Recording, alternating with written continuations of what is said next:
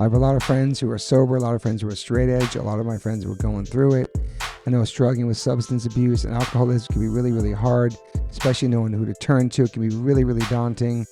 I'm here to say that a good friend of mine and his friend started this incredible treatment center called Refine Recovery. They gave me a phone number, 855-516-3332. You can text, you can call them. It's totally confidential. It's safe. There'll be somebody on the other line to help you out, a compassionate human being to talk to help you navigate the process, the insurance treatments. They accept most of private insurances. You can go refinerecovery.com, Refine Recovery Instagram. I know it's hard, but reach out to somebody, man. People care about you. People love you. People want you to be here for a long time. People love you in their lives. If you're going through it, make this phone call. It's totally private. I know people DM me all the time about going through it and going through sobriety and trying to get straight and trying to take care of themselves. And the struggle is totally real. And Refine Recovery is the definitely move. Reach out to them, 855-516-3332, or text them, 855-516-3332. You can call or text this number anytime, 855-516-3332. You know the drill. This number is here for you to call. As we get older, we start paying attention to what we put in our bodies. I personally have been listening to my body since I was 18 when I went vegan. I've always been focused on my health. It's super important, mental and physical health. But it's really important for people who are just starting to get more healthy and trying to step up their life. Doing your homework, reading the labels, researching and verifying everything that's quality. It's part of the game these days. That's why I started drinking AG1s. I'm so proud to have them sponsor my podcast. AG1 is a foundational nutrition supplement that delivers daily nutrients and gut support and is backed by multiple research studies so you can trust what you're putting into your body. We're all so busy these days, so just throw a pack of AG1 in the morning into a cup of water and shake it up and drink it. I love the way it tastes. I do it every single morning. It's part of my routine. I bring the packets on tour. It's an incredible life changer for me. Many supplements only reference research from ingredients in their product, but I trust AG1 in my daily routine because it's constantly putting the formula to the test. It's backed by multiple research studies, and one of those research studies, AG1 was shown to have double the amount of healthy bacteria in the gut, which is super important because these help digestion in the immune system and the immune health. And these bacteria are known to help with digestion as well, gas and bloating, which I freaking need. And it also promotes regular bowel movements, what I can attest to. In another research study, 97% participants felt more energy after 30 days, and 91% of the participants noticed that they needed less coffee after 60 days. I quit coffee like 5 months ago. I know I'm good on that. But AG1 is packed with a variety of nutrient-dense ingredients and is the perfect complement to my healthy diet. I drink it because I know it's going to work, and it gives me a peace of mind covering all my nutrition bases for the day. In fact, I trust it so much, that's why I'm spreading the word about it. That's why it sponsors my podcast. Thanks to Angie Huberman for turning me on to AG1s, connecting me with them, and now they're part of my podcast. It's so easy and satisfying to start your day with AG1s. Try AG1 and get a free 1-year supply of the vitamin D3K2 and 5 free AG1 travel packs with your purchase at drinkag1.com/OLLC. That's drinkag1.com/OLLC. It's never been a better time to focus on your health and wellness and get back on track, man. Take control of your daily health. Health is wealth. Got to give a big shout out to Liquid Death. I've been in a band called H2O for 30 years, and my first real job with a company is a water brand. Go figure. Love you, Liquid Death. Love the people. Love the brand. Love the concept. Love what they give back. Love the community. Love what they do for the environment. You can go liquiddeath.com/OLLC and get free shipping on any of their merchandise that they make. They have such incredible collabs. Also, if you want to hear the story of the CEO, my good friend Mike Cesario, on the podcast, you can go to episode 115, part 1. And then 2 years later, we dropped a part 2, which is episode 275 with the CEO, Mike Cesario. Just a man from Delaware with a dream, worked at a marketing company, and made this become a reality. Liquid Death is an incredible company, incredible water, incredible people. And I'm super, super honored to be part of them. They sponsor my life. They sponsor everything, my family. So go liquiddeath.com/OLLC and get free shipping on anything you want to buy on that site. If you want to get water, it's exclusively on Amazon.com. Murder your thirst, y'all. Hey now, say now. Oh, you sound great. Hey now, say now. Can you hear yourself in the headphones all right? I'm way too important. We listen to the record so much, dude. All right, let's get it ready. Welcome to the One Life, One Chance podcast. I'm your host, Toby Morse. Today I have a very, very special guest in the house. He used to live here a couple months ago, and then he sold out, and then he moved somewhere else, and now he's back, and sometimes he comes and takes naps, and he's also my son. I'm his fourth father, I guess. Yeah, because he has three dads. I'm the fourth dad. Yeah. Mr. Shapel Lacey. Yup. Thanks for being here, son. No, thanks for having me. We up in this bitch. Originally you were on episode 98. That's the first time we kind of met, and that was an awesome long. I think we did like a 4-hour one, and then you came back and did your birthday one, episode 208.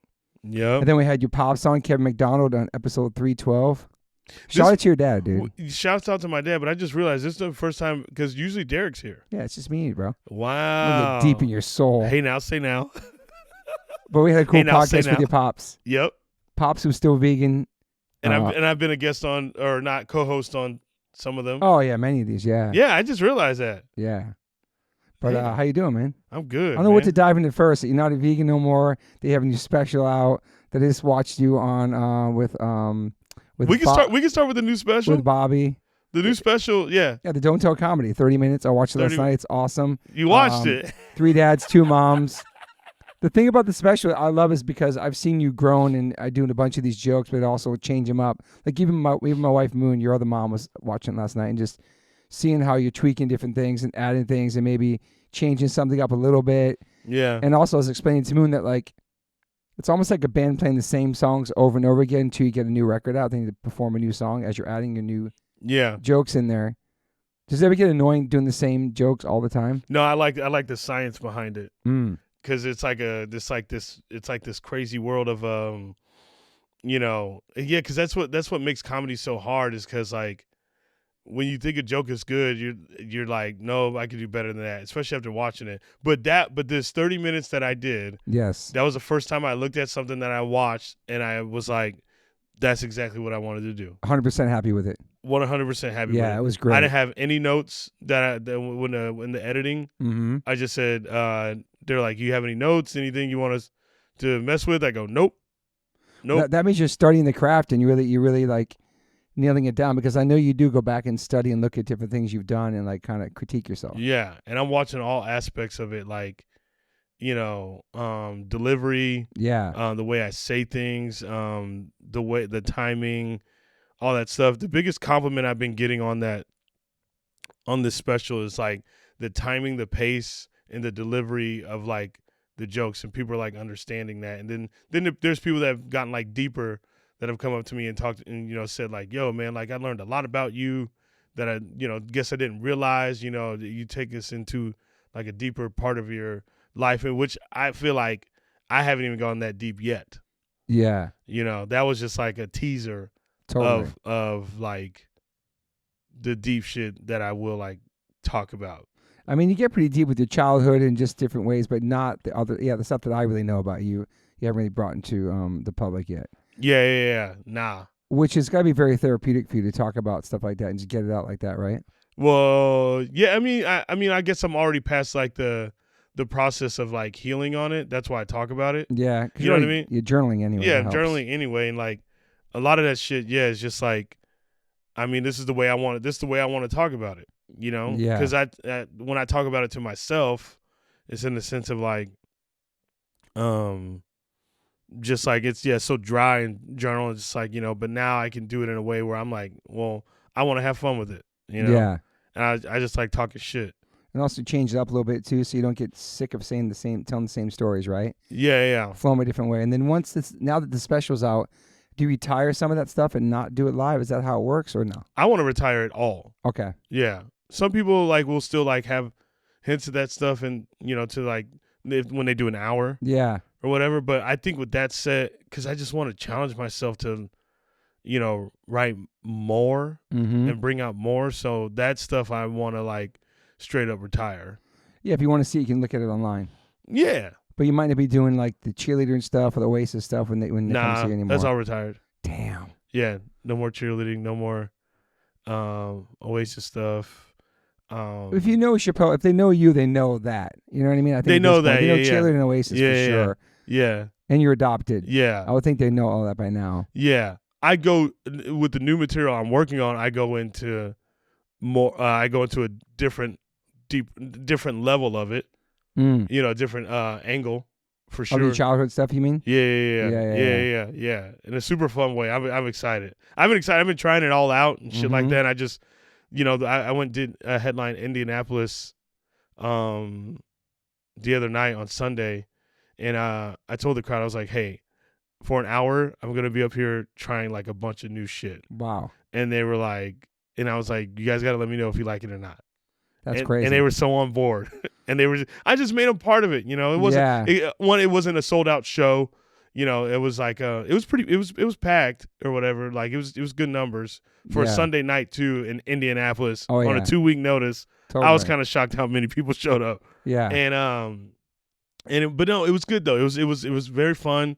And just having them in on it, they were like excited to like be a part of it. And give their opinions. Exactly. But it went well. They all love the stuff. Yeah, I go, I can't imagine like a band going up on stage and like, we're going to play a couple new songs. You tell us what you think. Yeah. I think it'd be so different. Yeah, I think it's different more harsh, than maybe. Yeah, and like, obviously I'm taking a lot of their shit with a grain of salt, but also because I can feel when it doesn't hit. Yeah. I was just trying to like clear the awkwardness of it, just like. Totally. It's like playing a brand new song nobody's ever heard. Exactly.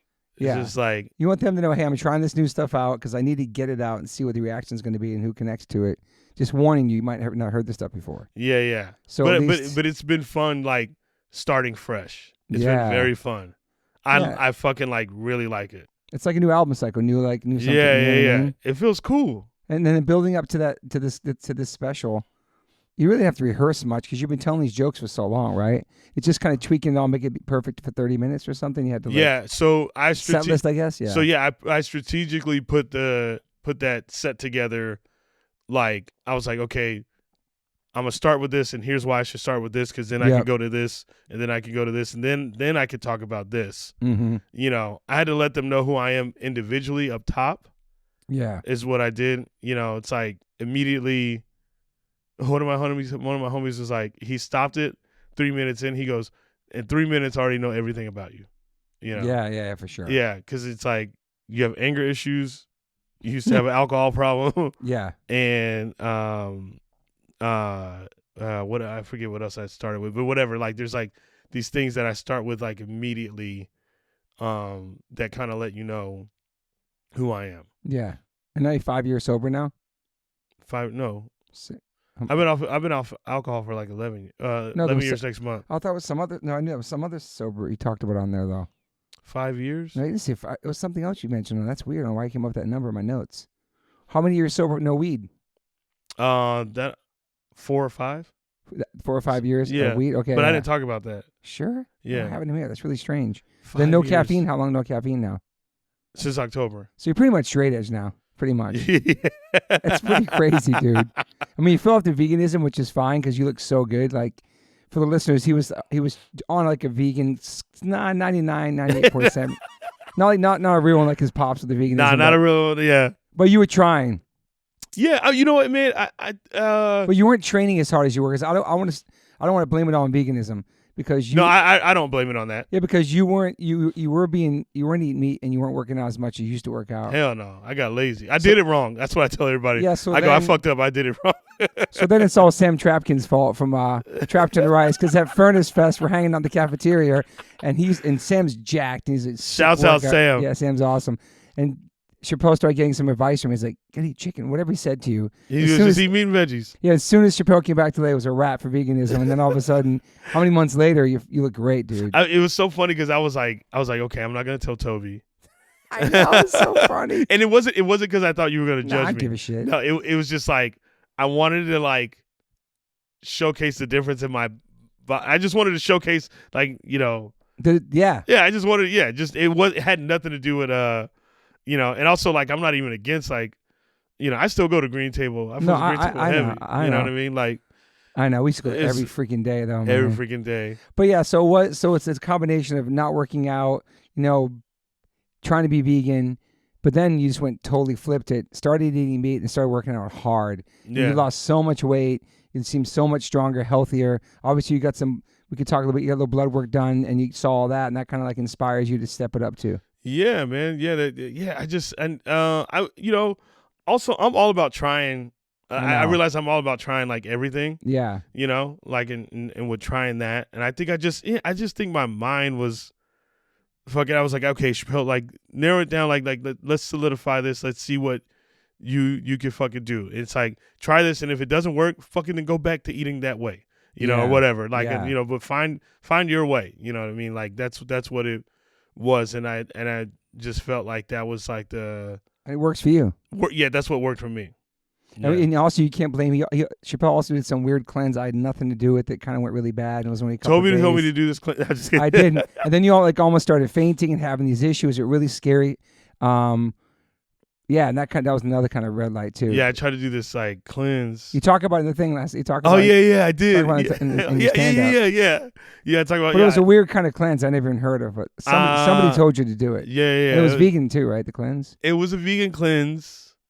But it was like, honestly, I give credit to the cleanse because it showed me what the issues that was wrong with me. It made me go to the doctor and shit like that and check out like what the fuck was like up and get that blood work done. Yeah, because I saw you talking on the Bert Kreischer Power, and he was making that casserole, which you don't like casseroles, with all like the hamburger in it and shit. That shit looked crazy, and all the cheese. You're like, yo, I'm pre-diabetic, and just because I don't want to go. I'm like trying not to go crazy on that shit. I know. But you just found out you're pre-diabetic within like a year. Yeah. Pretty much, yeah. Mm-hmm. I haven't gotten any blood work recently, so I wonder where I'm at on those levels now. You still checking your blood pressure too? Yeah, all that stuff. Yeah, he's got a blood pressure machine he brought over to the house. It's so good. Yeah. Because when you go to the doctors, you get that. It's called like white coat syndrome, and you get kind of nervous, and then your blood pressure goes up. I hate that shit, dude. I hate that shit. And then when you go home and just take it's normal. Yeah, I be telling them, I'm like, bro, I'm straight up nervous. I don't know what the fuck y'all gonna do to me. Yeah. Like how many are you working out every single day now? I work out every single day. I go to Equinox because it's expensive and it makes me go every day. Yeah, so it's like money towards it. Yeah, if you put money towards it, it's like, bitch, I pay for this, so it's like you're gonna go every fucking day. Yeah, you know what I mean. No days off really for you, or if not really. I guess my day off would be my incline walk on the treadmill, and then the assault bike. The assault bike. Yeah. I need to try that. I heard it's no joke. Dog. This is how you burn out at the end, right? Man, it fucks you up. I think I don't know. Maybe I think it's harder than sprinting. At the end, like sometimes you'll do sprints at the end of a workout. I think I don't know. For me, maybe some other listeners. It's like 30 seconds on, 30 seconds off, or something like that. It's like 30 seconds on, 30 seconds off. Damn, you just a whole body movement. Me up. I know. It fucks me. I want to try one. It's almost like Soul Cycle thing, or no? You're just dripping. It's like a Soul Cycle bike, or no? No. Because you're sitting down, kind of. No, Soul Cycle bike is like different. Remember we did Soul Cycle? That was sick. Yeah, me, you, and Swede. Yeah, that shit went hard. I love Soul Cycle. That shit went hard. It's fun, right? It's really fun. That's crazy. You watched the special. Come on, dude. I do my homework. Professional podcaster. So then we also have to talk about most recently your "Are You Single" clip that went viral. Like, you're my first friend that actually went viral. It was really crazy, dude. Random ass clip. You didn't even tell a joke. Somebody in the audience asked you if you were single. It's how you answered it. It's your face expressions. It's what you said to her after. And it just took off, dude. And it was just an honest reaction. Yeah. That's all it was. Like, it was just you said, I can't see you or something like that? She said, you didn't answer. It said, I'm scared to answer because I don't know what you look like. Yeah, and that shit went crazy viral. It was like 6.4 million views or something like that. So stupid. But it's just so random how stuff like that can just go viral, man. Just like something. It wasn't you telling a joke or anything. It was just me. And I, honestly, like I just found it as an easy thing to post because I just needed to post. I needed to post to promote a show. That I was doing in Ontario Improv in the IE. Shout out to Millhouse. Shout out to Tim Millhouse. And all of a sudden, like an hour later, I'm like 20,000 likes. What? And then I just saw like a bunch of new follows. I go, what the fuck's going on?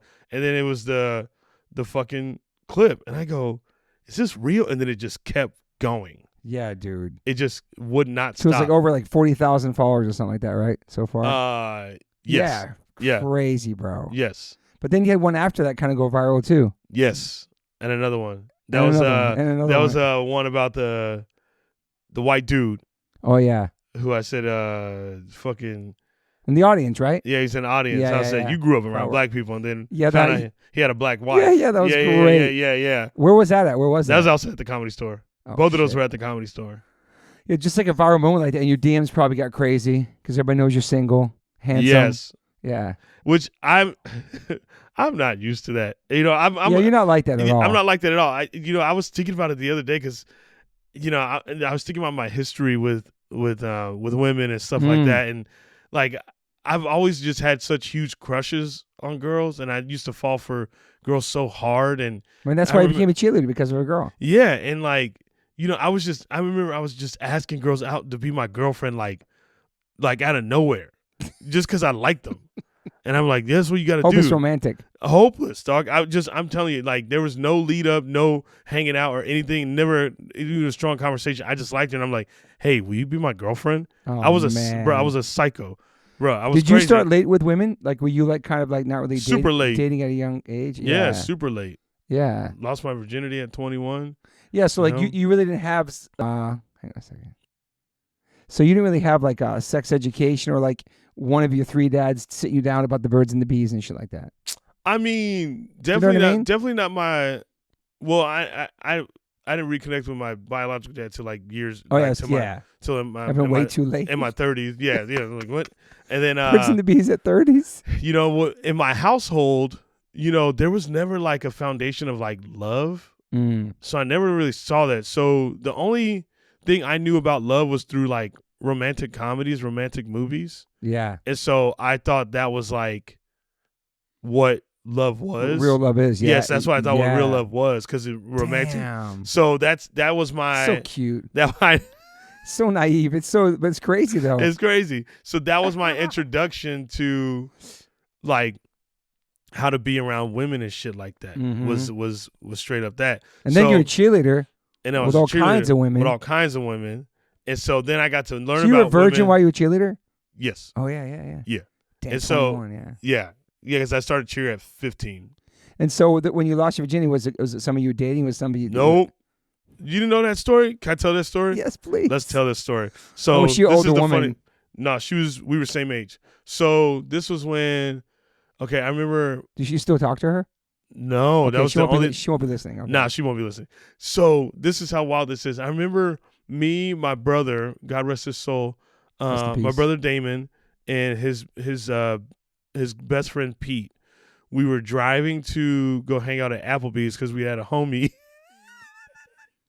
We had a homie who worked the bar at Applebee's, and we just wanted to have a night, Yeah. And so big night in the town at Applebee's. Yeah. So we drove up to Applebee's, and they kept going, "Yo, when are you going to lose your virginity?"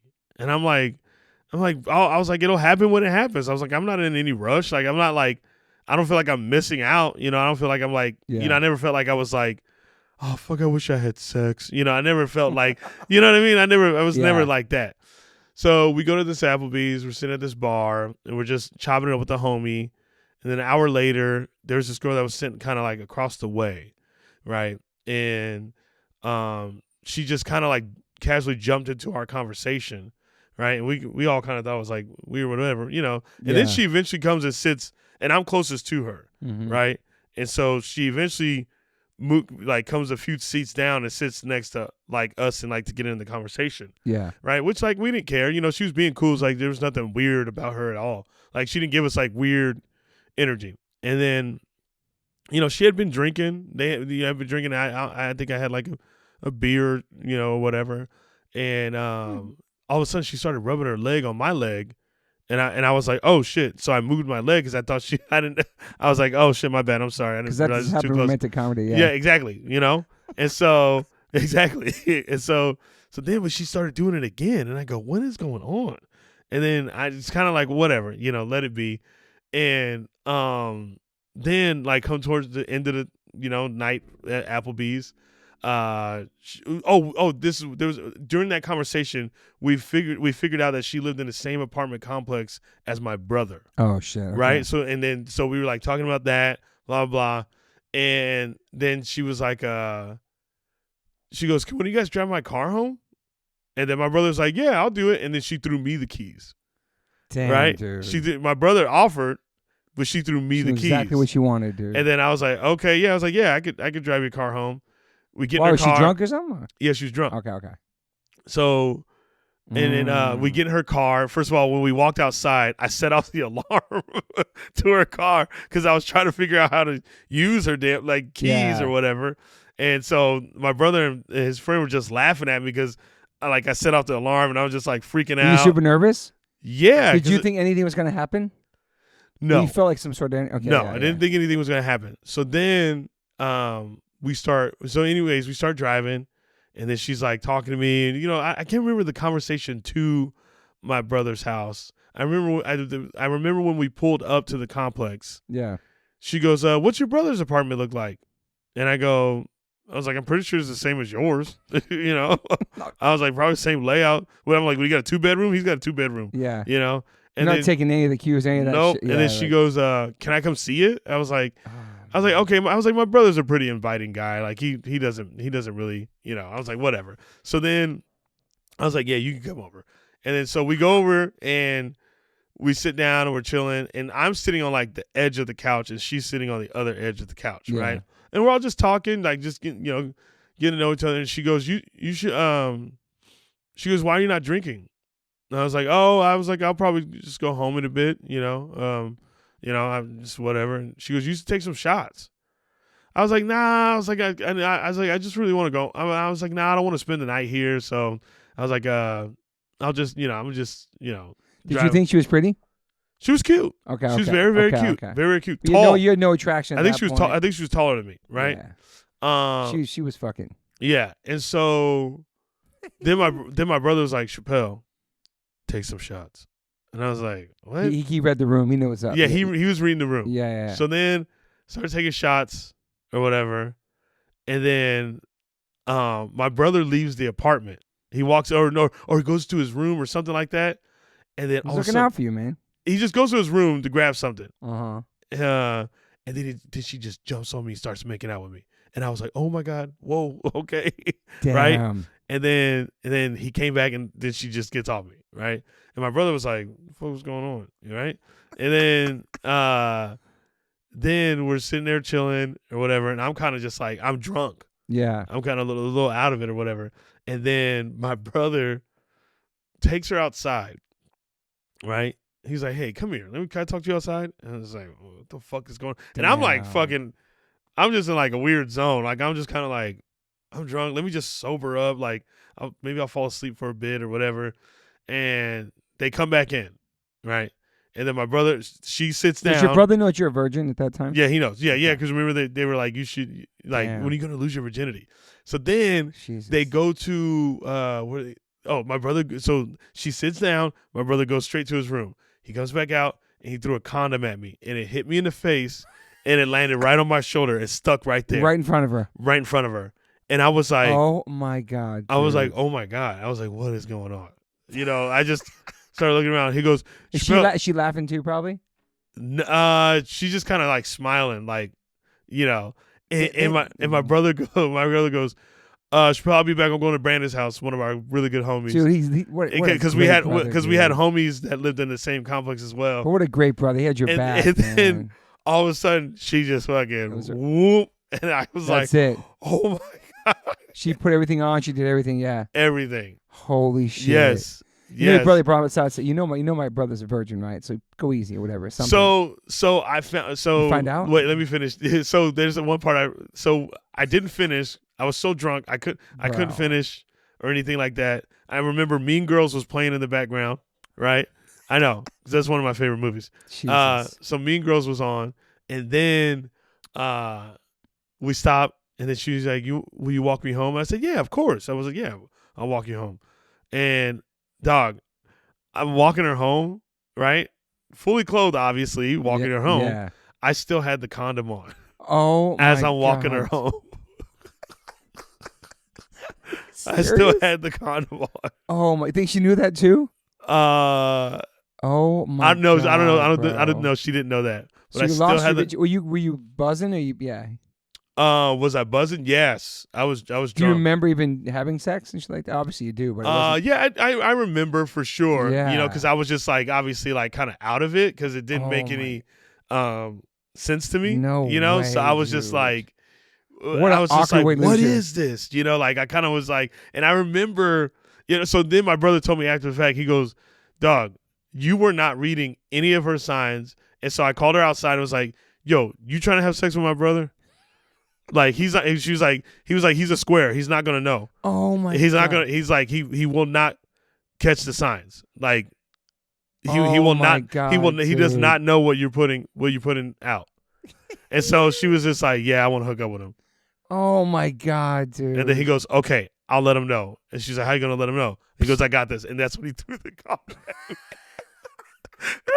That's a great story, Yeah, dude. R.I.P. to my brother. But yeah, it was so funny. And what a way to lose your virginity, dude. oh, what a way! And I remember they talked to me the next day. They're like, "Yo, how you feeling? You know, how you feeling?" And I'm like, I was like, I don't know how I feel. Yeah. You know, you get an orgasm, yeah, bro. I Fuck. did. Yeah, and they were like, they're like, watch, you're gonna get addicted, and I didn't. I think after that, it took me like, I think after that, I didn't have sex again for like 2 years later. Yeah, so you're like me. We have so many similarities. Like we were never players. I've only been with a couple of women in my life, my wife including that person, and relationships, and not like just out there doing that. And I would say fast forward to now, in your age now, you're still not like that. I'm sure you can read signs better in the DMs, but I'm sure you even get nervous to even respond to anything depending what they say to you because you want to be respectful. Yeah. You're a respectful person. Of course. Yeah. I don't want to, I never want anyone to like feel weird or uncomfortable or anything like that. Like that's not my steez. But you know, never like, had a long relationship or been in love with a woman? Like, yeah, I was in love. For how many years? 4 years. Oh, yeah. So sorry. So sorry. Well, also that's not a public thing. So yeah. Yeah, most people don't even know that. And I like that you're not public with that. If you have a relationship, you know what I mean. You keep your shit private. No, yeah. But you're right. No, yeah. We know you. She's awesome. Shout out to her. Yeah. But like, no, it was. That's your first love, though. First love, and I liked it. Yeah. I like love. Yeah, you do. I'm not against it at all. Yeah. Love is tight. Yeah, exactly. But now you're single, and now you're viral, and now your shit's popping, and now you're probably all DMs from all around the world, the different people hitting you up, saying things to you, all that stuff. Talking to me in ways that I can't say that I've like. Not that I there's a, you know the one very straightforward. I'll tell you, very straightforward, and I'll tell you the thing I get the most consistent is these two things. I'm in love with you. I get that DM that's one consistent, and you're so handsome. I get those are the two consistent things I nice, get. Though. It's very nice, yeah. But then there's like ones that are like, straight, when I see like, what's on site, it's going down. I'm like, when you coming to my town, when you're playing here, right. I'm like, what is that? When you coming overseas, yeah. Damn, man. So it's interesting, you know. Yeah, and also like I mean, you know, I think just the way I grew up, like I think, you know, even after that, like hooking up with like women, I think I always get like weird about it because I feel like, you know, I think I have the mindset of what someone in junior high would have where you're like, whoa, this is like really happening. Yeah. And so I think I have that mindset because I started so late. Totally. So my mindset when it comes to like, you know, fooling around, I'm like. And your experiences, like, you haven't been with a lot of women. No. I ain't trying to have your body count or nothing, but yeah, you similar. Oh, bro, but the number is like, I mean. Not a lot. Not a lot. Maybe. Yeah. You don't have to say it if you don't want to. I mean, probably 16, 17. Okay. Or something like that. Yeah, that's nothing, dude. There's nothing. Especially compared to my son, bro. Yeah. You know, yeah, exactly. But you believe in love, and you loved maybe, you know. I like that. You know, getting married someday, maybe have kids. I'm not against that at all. I like that shit. I like that. That's cool. Because you know what? I like foundation. Yeah. Stability. You know what I mean? I like stability. I like, they're like something of a strong foundation. And I think that's why, you know, whenever I would I think whenever I would fool around with a woman, I think that's why I would get like weird about it because it was just like I was like this is not a stable thing. It's not. You know what I mean? I get weird, you know, and sometimes I'll play the game.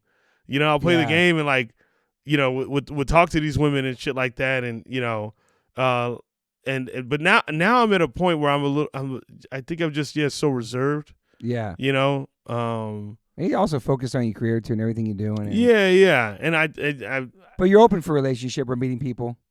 Yeah. Yeah, you're not the dating apps or nothing like that. Hell no, I can't do that shit. Yeah. Nah, I can't see you on there either, yeah. Hell no. What? Yeah. Hell no. I could never. Yeah. Never in my, oh. So you meet women at your shows or they would hit you up or stuff like that. It's just in real life you meet them. Yeah, but I always like get weird. Yeah. You know, like. Who was the girl? There was one time. Did you see, the girl you took your virginity, you ever see her again after that? Never. Damn. Never saw her again. Damn. Never saw her again. And then the next woman after that, was it a girl you dated? Like the second girl? No, that was when I told you about that story. Which one's that though? That was the blood. Oh, the second one? Yeah. Okay. Okay, yeah, I remember that. The blood in my area. Yeah, that's rough, dude. Yeah, yeah, that's rough. I was like, bro, that was the second experience. The second experience. You're gonna get addicted to this shit. Yeah, and then I was like, I don't like this at all. Dude. So for the listeners, I'll just give you tell the story, dude. It's at cheer camp. No, yeah, it was at cheer camp. Band camp. But second experience. It was at cheer camp. This was college. I was hooking up with a girl that I cheered with, and I didn't know what I was doing. I was again drunk. That's right. Dude. She was drunk, and I thought you just put the stuff, you just put it in there and you go. Oh my God. Right? And this was a raw experience. And so what was happening, she was dry, and so God, I think I was just going so hard that it like it's like if you got like carpet crazy. Burn. Yeah. If you get like carpet burn. Rug burn shit. Rug burn. And so basically, and then I was drunk and alcohol thins your blood. And so I was just like bleeding a lot because I didn't know what I was doing. You were bleeding. I was bleeding. Shit. It's like dry humping something. Yes. Oh my God, dude. Yes. This poor woman. Dude. I know. So it was you that was causing the blood. Yeah, because also she wasn't. When I had pulled out, she was like, "Oh," she goes, "I think I started." I was like, "Oh, it's okay." And then this is my bloody dick. Yeah, and then I go to the restroom to like try to clean myself off, and it was me. Holy shit! And it wouldn't stop, and I started freaking out, and I had to have like Did you go to the doctor? Homies. No, I didn't go to the doctor. It healed really fast, actually. So bottom line, you had no lubricant, the shit was dry, and you were just fucking going crazy, burning shit. Yeah, because I thought that was what you were supposed to do, because I didn't know. But she wasn't saying, ouch, ouch, ouch, this is not working. Yeah. No. Damn, dude. That's crazy. What she said, she goes, "Talk dirty to me." I was like, do you like this? You're like bloody dicks. Yeah, that was a crazy experience, because a lot of times, yeah, like I think I want to say like 98% of the times, like it's been the woman initiates. Yeah. Because I think it's because I'm just never expecting like, I don't know, I'm just never expecting a hookup. Yeah. Like I just never walked into situations like, yep, it's gonna happen tonight. Yeah. You know what I mean? I just never think like that. It's kind of naive to it, I guess, a little bit. Yeah, it's because of cheerleading. I think it's just because of like the way I was around women and being around those girls and like just I learned about women in a different way because of cheerleading. Like being the most respectful to them. You won't even like even try to talk to them or flirt to them. Like what was it? You just was it? I think it was just a very like a high level of respect. Just being a man in there with the women. Yeah, and just like seeing, like I said, I see them for who they are. I see women for who they are. Yeah, and not like just like it was. They were never like not just straight up. Yeah, they weren't objects to me. Not objects. Yeah, and that's why the rom-com shit works. Like was made so much sense to me because I'm like, oh, this is how you're supposed to treat a woman. Yeah. Does that make sense? Yeah, but that's nice though. Yeah. That's a good way to learn about it for sure. Yeah. Instead of just seeing them as, especially being a cheerleader, dude, and being around girls half naked. No, I'm not saying that. Yeah, exactly. I'm not saying you weren't attracted to any of them, but yeah. Oh, they were so comfortable with getting naked around me. Yeah, but you weren't gonna like shit what you eat or disrespect or make a move. No, I never wanted to. Because that's part people expected. Oh, this is a dude with a bunch of girls always having sex with all of them. He's this.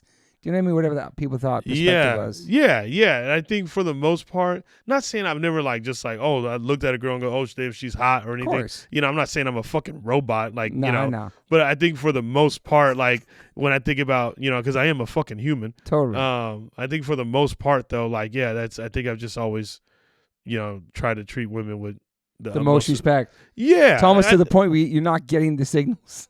Exactly. You know what I mean? Like, yeah. You're not even thinking there. You're not even thinking there. But they are. You're like, they're sending you all these things. I remember when so that really hasn't changed for you. I remember when I went to dinner with a girl one time, and after the date or whatever, we had kissed, and as we were kissing, she pulls back. She goes, "I didn't know you wanted to kiss me." I go, "Oh, what made you think that?" She goes, "You didn't give me any vibes the whole time." She goes, "You gave me nothing and I think it's style. I think it's because I just want to be respectful. Yeah. I think I was just trying to be respectful. So you don't even really flirt with girls, huh? At this point, not really. Yeah. Maybe this is who you are, your personality, man. Yeah. Like how you're raised, being a cheerleader, starting late, the women you've been around, the respect for women. Yeah. Can I get a water? Yeah. Get one. Get dry throat talk. Like your dry vagina, bro. But yeah, I feel like for you, that's just it could backfire at times for you, maybe because you are so nice and so funny. But respectful of women. This is why I need the water. Oh God. Don't tell me your mouth's dry from some shit. No, I just get whenever I talk about this stuff, I get real cotton mouth. Really? Like it makes nervous? You nervous? Yeah. Well, at least we're talking about it. It's like therapeutic shit. I get never like really. It was so funny. Someone made me notice. Oh, it was one of my anger management teachers. I want to say I think it might have been Miss Berry. Miss Berry. Shout out to Miss Berry. She noticed like whenever I talk about something that gets me like nervous or like not or anything, or she goes, you get real dry mouth. You get like she goes, I can feel it. What do you think makes you nervous about talking about women? There's bashfulness. Yeah. I just get bashful about it. Yeah. So it must be overwhelming now to be single, to be viral, to be all the shit that you're doing and be on tour all the time. It's because I was so used to. It must take you back a little bit. I was so used to just it being one way, whereas like I liked a girl and she didn't like me back. But girls can be like really. I was used to that. I was used to that like for a very long time. But also I was a psycho just asking out random girls. Yeah. I was just asking out girls like what? Yeah. Like, I just be like junior high. I probably asked out like at least like I don't know 8 girls. I don't know. Any of them say yes? Mm-mm. Damn. None of them. Rightfully so, because it's just like they're like I don't know you. I'm like you right. But for now it's different because now you have to be careful how you respond to people too. I'm sure you're the most respectful, which you are, but now if you're trying to respond to like a million girls in your DM, like just how you respond to them. You know what I'm saying? It's not like you can say anything weird to them. Yeah, and also I don't of course, and I don't want to flirtation or anything. Yeah, I don't want to treat it. I don't send the wrong signals. I don't want to make anyone ever feel uncomfortable and stuff like that. But I'm sure some of the stuff you get makes you feel like, oh shit, kind of uncomfortable too. Like the way they come at you sometimes, maybe who knows? Yeah. It's very interesting. It could be aggressive. It could be very straight to the point. I mean, it's flattering. That's how I'm looked at. Yeah. One of the funniest ones. Does it give you more confidence to talk to women? Or does it also make you feel more like shy? I don't know. No. They say you're handsome and all this shit. It makes me like shy. Yeah. Yeah. But that's the original Shapel Lacey is shy. Yeah. Yeah. That's how my mom knows me. Okay.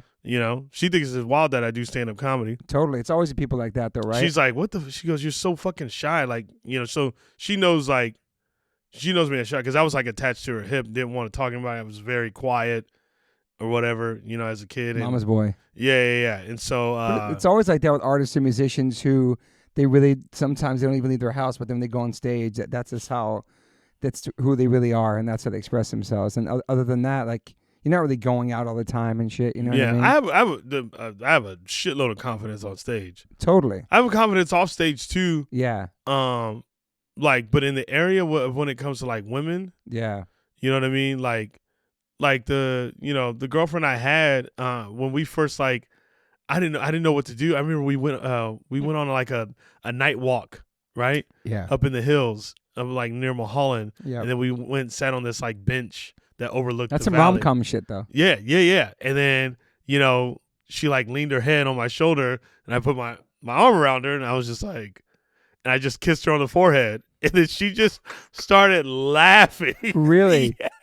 Because she knows you. Yeah. Because I was just like, I didn't know.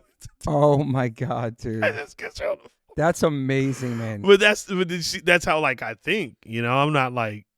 So with her, I feel like she not that she taught you everything, but that's when you really realize about love and I don't know, taking signals and all that stuff was her first real love. Yeah. Yeah. You learn more about yourself and about how you are with women and what to do and all that stuff. Yeah. Yeah. Learn how to be a boyfriend to a woman, man, be romantic, all that shit.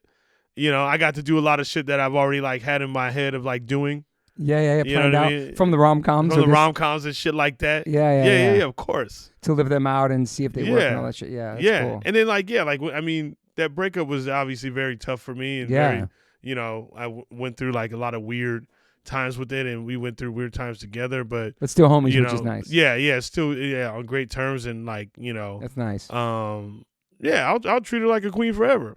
But then after that, you're trying to find somebody just as great as she is. Do you feel like, are you looking for love or you're just living and then whatever happens? I don't be looking for it. I just live. Because if you look for it, then you kind of like, I don't know. Anyone I've ever known that's like looked for love, they become desperate. 100%. Then they find themselves in situations that they never really wanted to be in, but they just wanted the word love and not the person. Yeah. You know what I mean? So then they with these weird motherfuckers. You know what I'm saying? Yeah, like, what are you doing? You dumb. I never looked for it, but me and Moon were really, really good friends for a long time, but before anything else happened beyond that.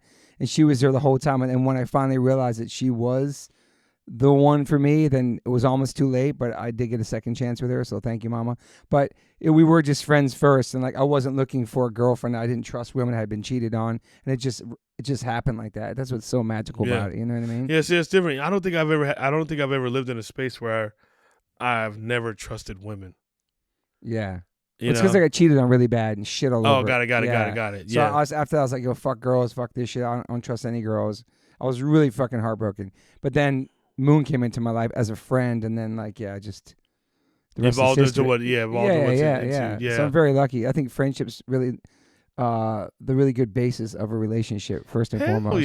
Hell yeah. Before all this, all the other shit, Yeah, everyone's if it's just based off of sex. I know. I've heard people say that. Like, I need to know what they fuck like, and I'm like, you're gonna be with the fucking worst person on earth. Yeah, doesn't matter how hot or how fuck style is. If there's no personality, no conversations, no trust, any of that stuff. Yeah, that's the most important. Like basing something straight up off sex is just doesn't really end well. I don't think. No, it's weird. Because some people get together and it's like this romantic, hot, like some rom-com shit where they're having sex all around the world and gas stations are traveling. It's like so intense, and then it just kind of fizzles out and there's like nothing. I don't know. Yeah, there's times where I've like. Not saying that's happened to everybody, but there's times I've hooked up with women where I'm like, well, I didn't like that. And it has nothing to do with them. It's just I didn't like I'm like that. Why did I do that? I can see you doing that. Yeah. Because you want some sort of to you it's not emotionless. It's not just like an act, But if that's happened a couple times in your life, one night stands, whatever that shit is, it happens to people. But I think you want more than that. You do want that rom-com shit. You want that love. You want that. You know what I mean? Yeah. You're not just about just a fucking. You know what I mean? Yeah. Because I think everything about me over the past I don't know. I think ever since I quit drinking. Yeah. I remember when I quit drinking at. How old was I? I think it was 27. Yeah, I was 27. I was 27 when I quit drinking. Yep. And I remember those first few years, I was weird. So the alcohol gave you the confidence to actually hook up with girls, you think? Because most of the times you had sex was when you were drunk or they were drunk. So when you're sober, was it weird dealing with women? I don't think I had sober sex until late 20s. Okay, wow. There you go. That's interesting. Yeah. So that was a little bit of confidence booster for you to be a little intoxicated, right? And what's going on? But then when you're fucking sober, I don't know. It's gotta be different. I think I just happened to always be drunk. Yeah, because I was just drinking a lot. So then you're sober, and then you meet up with girls. But also, when I think about the times I drank, I was never horny. Yeah, it didn't make you horny. No. I just be sad about shit. Really? Yeah. You know, I be sad about my life and shit like that because like you were more of an angry drunk, right? Yeah. Yeah. More aggressive. Angry, aggressive. You know, I told this story the other day. We were playing. I remember we were playing these dudes in beer pong, me and a homie, right? And I remember they were beating us, and I was getting annoyed because I'm like, I just wanted to drink. I was like, what the fuck is this? Stupid, right? And then they were beating us, and I remember one dude. He went to go. It was his shot, his turn. He went to shoot the fucking ping pong ball, and I fucking swiped it. He goes, oh, you can't do that. You can't do that. And he got all fucking mad about it. I was like, shut up. This game's whack. He was like, oh, you got to take a cup away. You got to drink, whatever, blah, blah, blah. I was like, bro, I ain't got to do shit. And so I went over, wiped his cups off, right? And then I knocked over my cups, right? And then after that, I pissed on the table. Was a bunch of people there? Yes. Oh, my God, dude. I pissed on the table and then started humping it. Humping the table? Yeah, I was like, what do you think about this? What do you think about this? Damn, you were aggressive. You had a lot of anger. Aggressive. Yeah, then I kicked it over. In front of a bunch of people? In front of a bunch of people. Damn. Yeah, so you had that reputation. Yeah. Just threw a 40 at a guy. drunk. Threw a 40 at a guy once because he's trying to find my homies. Damn. But my homies, I guess, had took a shit at the top of his toilet. What do you mean? On top of his toilet? No, and like you take off the top. Oh, shit. Take the back off and shit inside. It's called an upper decker. So you take off the back of the toilet and you shit inside, then shut it? That's and then shut it. Yes, I know. What does that? So I know, and I'm sitting here throwing a 40 at a guy who fucking. How old were you when you started drinking? I started drinking. We had Wild Turkey at I want to say I was 13. Damn. Okay. Or 14. In the house? 14. At your house or just with friends? No. One of my homies that I used to skate with. Okay. His brother was 21, and we were like, "Yo, get us some alcohol." He goes, "Okay, what do you want?" And we're like, we didn't know what the types of never alcohol. drank before. So he got us Wild Turkey. Damn. Okay. I think he did that to like be like, so you wouldn't do it again. So you wouldn't do it again. Yeah, for sure. Yeah. And that became my drink of choice. You loved it? Loved it. Wow, dude. That was my drink of choice. That's like whiskey? Yeah, it's like whiskey that most people do not like. It's like that Four Roses shit kind of. I don't know if Four Roses. Oh yeah, yes. Like, yeah. Moon Loves, yeah. I think Wild Turkey is Kentucky.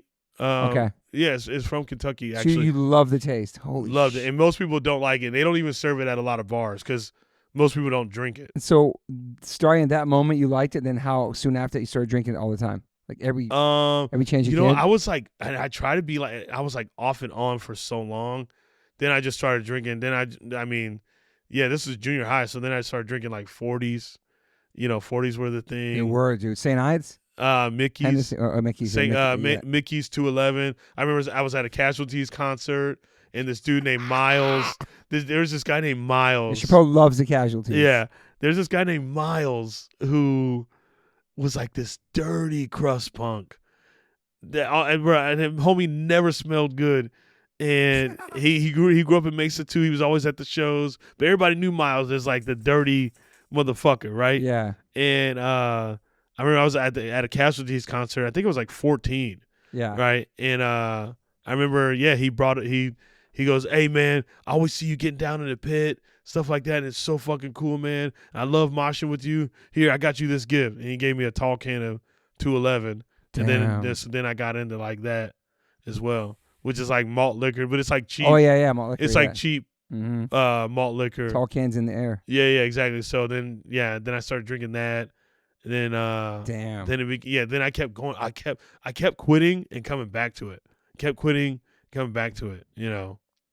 Great. Did you smoke cigarettes or anything like that back then? Nah, I didn't fuck with weed, cigarettes. Nothing like that? No, I didn't like weed. No weed, nothing? No, I didn't like weed because it always gave me a headache. Yeah. You know? So alcohol became everything to you, yeah. Yeah. But were you having anger issues before that as a kid, or just they started coming out with the alcohol? I think the anger issues, my earliest memories of like my anger outbursts was 3rd grade. Okay. I had beat up this kid from trying to stop me from fighting another kid. Mm. I remember this kid, he came up, and this was in elementary school, through elementary in Tempe, Arizona. This kid came up, he like scratched me, right? and like cut me. Just He's on purpose to scratch your arm? Yeah, scratch my fucking arm. I was like, I was like, bitch, what? So I chased him all the way to the bathroom, had him cornered, right? He was like cornered, and I was like kicking him, right? And then this dude came up and was like, hey man, leave him alone. And then I was like, bro, what? And then I just started wailing on the dude. Started wailing on this guy. I beat him up. I took off. I remember. You're in third grade? Yeah, I was in third grade. How old are you then? How old is third grade? I think you're like 8 years old. Are you a big kid? Yeah, I'd say I was bigger than most. Like, until then all my friends tower me now. Yeah. But at first I was like one of the bigger dudes. But damn. Yeah, I remember. Yeah, the principal. I remember I tried to go to school the next day. They caught me, and I remember I even lied. I said I beat him up because he put his fist up and he said, "Hey man," And I lied. Put your dukes up, yeah. Yeah, he never did that at all. I just started wailing on him for no reason because he tried to stop me, and I just blacked out. Right, I just blacked out, and then the principal had to drive me home from school the next day. Damn, dude. Because we didn't have a car. So the principal was like, "You're suspended." He drove you home? Yeah, she drove Miss Sharp. That's her name was Miss Sharp, and bro, she was exactly like her name. She was sharp. Oh yeah, Miss Sharp was sharp. Yes, damn. She was a tough bitch. Yeah. So she actually drove you home. That's crazy. Drove me home. Jerry was heated. I'm sure, man. She walked you to the door and everything, knocked on the door and all that. Knocked on the door. Damn. Yo. What happened? You get in trouble? Did I? What do you think happened, bro? Well, sometimes you would just leave or just fucking. No, I didn't leave. I was 8 years old. Oh, that's right. You could, yeah. He beat the fuck out of me. Damn. Yeah, rightfully so. I was crazy on that. Did you know you were drinking too at a young age? You knew? No, I was pretty good at hiding that. Yeah, I was pretty. No good. Alcohol in your room and nothing like that hidden in the house. And if I did it, I was always spending the night at like a homie's house. So we never knew about it. No, I don't think. Yeah, I don't. Yeah, wow. They never knew about my drinking shit. I was pretty damn good. That's crazy. Yeah, even when I came home one time, smelling like it, bruh. Yeah. He didn't figure it out. Yeah. No, he didn't. He did not figure it out. No. Yeah. Yep. Did you think you had a problem drinking when you were when like high school and shit like that? I knew. I think I knew I had a problem because I kept being off and on about it. Yeah. Where I was just like, I shouldn't be doing this. Mm-hmm. You know what I mean? And I tried straight edge like early on. You did? Yeah. How'd it work out for you? I was straight edge for like a year and a half. Okay. Or so something like that. And then I went and hung out with these crust punks, and I broke edge with them. Yeah. These like crust punks. What'd you have with them? Like a 40 or something? No, we had Southern Comfort. Oh my God. Which is like, and I never had it before, and it tasted so good. Yeah. And I was just like, wow, this is really good. And I remember I blacked out. I passed out outside on someone's weight bench in their backyard. Jesus, dude. And I wake up to them pulling my pants down, and they spray painted my ass yellow. Oh. And then my homie had the nerve to slap dog shit on my face.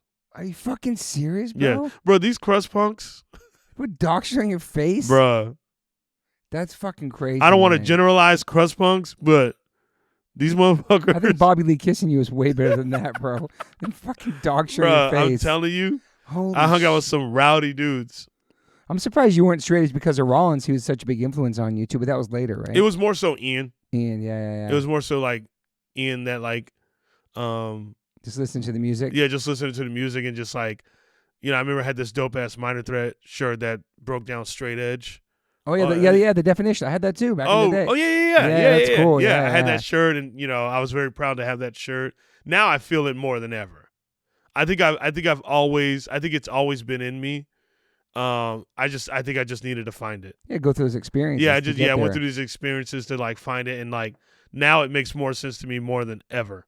As an adult, as an adult, like, and where I'm at, and like how important it is for me personally, especially. Like, yeah, like it does like mean like a lot. I think you need those experiences to appreciate it more and realize it now, obviously. Cause that's what I'm saying. Like, I think, I started drinking so young. And so, I know, man. And so the lack of guidance that I had to like. Drinking so young and then sex so late. Right. It's really crazy, man. Yeah, nobody about the alcohol stuff talking about that. Nobody talking about sex either, man. No. And you had 3 one was in there, but you had 2 guys. Yeah. So I did have to learn a lot on my own. Totally. A lot in my youth. That's why those role models like Rollins or Ian or just like other musicians. Oh, and yeah, that's stuff. what I'm saying. When I saw my first video, what was it? For Rise Above. Oh, yeah. Where he's like skinny, like he only has the Bars logo tattooed. He's like skinhead shaved, and they have the Bars logo behind them, and they're like some like, I don't know, underground garage or something like that, and they're just fucking going off. That's when I was like, yep. So Rollins was almost like a therapist for you too, his spoken word and all that stuff, his books and everything. Yes. I got a friend, Mark Holloway, who's, I don't know if you met him before, but he's from Philly. He had a crazy childhood like you, and he was doing heroin and all these different things, and then he found Rollins as well, found his books, and that changed his life completely. He dedicates his whole entire life to Rollins, like you do too, like his books, and his first tattoo was Black Flag Bars, and he became sober ever since Rollins, man. It was really cool, man. I remember when I got my Bars logo tattoo, I had to do this. We had to do a paper in English class on our favorite author. And I chose Henry. That's and sick, I did a, and as I was writing this or whatever, I stopped in the middle of writing it, and I go, I need to go get this Bars logo. Really? Yep. I stopped. I was in the middle of writing, this paper about my favorite author, and I fucking was like, oh, I need to go right now, and my buddy was like, right now? I go, yep, and he took me to a tattoo shop somewhere in Arizona that it's not there anymore. And I walked right in. I said, I want the Bars logo right here on my chest. Was that the first tattoo? On my was that the first one though, or no? My first tattoo was DS13. Oh, that's right. Yeah. I also got Under Oath on your back too. I do have Under Oath on my back. Yep. Most people don't know that. I know. I just saw you. I guess you never notice unless you see me without a shirt. Yeah, I see you without a shirt. I see you get tattooed on your fucking Hohenstein sternum in your chest. Dog. After you numbed yourself. Shout out to Dan Smith. Chappelle kept asking me, is this going to hurt? This really going to hurt? It's really going to hurt? I was like, bro, it's going to be the worst pain in your life. And then I fucked up with the numbing cream. Yeah, because you didn't do the whole section. No, I didn't do the whole section. The tattoo was way bigger than you thought it was going to be. Yes. Dude. That was... it was so funny because Dan was like, why would I put a panther that small on your chest? He goes, you would literally look crazy. I know. I go, for real? Yeah, he goes, yeah. He goes, it has to. He goes, you're a big guy. It has to fill out. Yeah. And I was like, damn. You got a huge panther on your chest. It was crazy by the nipple too. Brutal, dude. I know. I go, Dan, are you on my nipple? He goes, I'm nowhere near it. I'm like, fuck. Worst pain ever, probably, right? That was the worst. Yeah, I thought you retired from tattoos until recently. Yeah. She got the LA mastery. So I got the LA. But her, she's no diss to Dan, but she's very light-handed. Yeah. And the machine she uses is like almost like a marker-looking thing. It's crazy. Yeah, bro. Isn't that crazy? Yeah, it's super crazy. You can barely hear it and stuff. But yeah, that was a great tattoo experience of watching you get that done, dude. Tough. I thought you like never again. I'm never doing this again. Hell no. You have any more tattoos you want to get or no? Oh, you're back. It's talking about doing your back too. Dan and I like keep talking back and forth. I would love I like gorillas. That's like my favorite animal. Yeah, vegans by the way. They are. One of the strongest, yeah. They are. They're the strongest, and I just identify with that energy. You do? Yeah, for sure. Of a silverback gorilla. Yeah, hard, yeah, because they have this like softness to them. They can be very gentle. Yeah, but they can be they could just get buck wild and like when they need to. Totally. You haven't had to get buck in a while though. Have I got bucking recently? Maybe on stage you check people, but you didn't have to. Oh, yeah. But you're really not that person anymore. No, and I like it. Yeah. I like that. I don't need you're in control of all that now. Yeah, I like that. I don't need to get buck wild. But nobody really fucks with you anyway. No, I don't give off the energy. And I'm not saying because it's like a tough guy thing. I think I just don't give off the energy where, like, I'm more approachable than anything. You're more like, oh, totally. Hey, how you doing? You know, you more so want to get to know me than. You think people may be intimidated by some of the stuff we talk about on stage, maybe then they meet you after and like, it's just a normal person. Because some of the faces you make on stage, or some of the things you talk about, or if you haven't doing some crowd control, somebody talking shit, whatever. But I think the perception of people is different until they meet you. You know. Until they meet me, especially with online shit too. They go, "You're not as tall as I thought you were." That's one I get a lot. I go, "What the fuck do you think I was?" Everyone thinks I'm like super tall. But really? Yeah. I get that, and then they're like, I get, they always tell me like in meet and greets, you have such a great smile.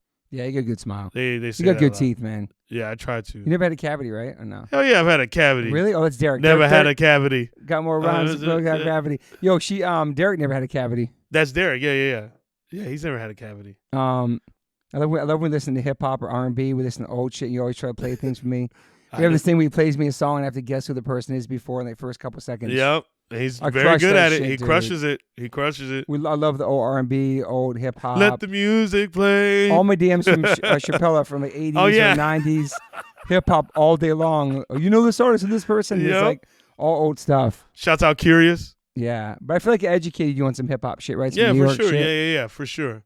I'm all about that. Yeah, you educated me on some Sweden punk rock that nobody even knows. Yeah. Neither does Dennis from Refuse. You knew more about that than him. That was a crazy pod with you. That was crazy, yeah. Having the tattoo of his brother's band. He was shocked on my knowledge. Yeah. I love your curiosity and your love for music and how you search for it and you're deep diving and yeah. You know a lot about all kinds of music, man. That's my same thing with like comedy. Very diverse palette. Yeah, comedy too, yeah. I watch a lot of comedians. But do you watch a new comedy too or just old shit? All. Okay. All. Because that's how I got into it. I would just study it. Yeah. You know? Like I would just watch every single comedian. I didn't care. I didn't care if they were like the worst comedian or the best comedian. Yeah. I would just watch. Yeah. Because I just need to know. Mm-hmm. You know, and a lot of comedians don't watch other people's stuff. Yeah. No. A lot of comedians like I don't watch. Yeah, I love watching hardcore bands on YouTube and different shows. I love checking out. Yeah. I love it. Mm-hmm. It helps me like sharpen your shit too. It helps me sharpen my shit. It helps me,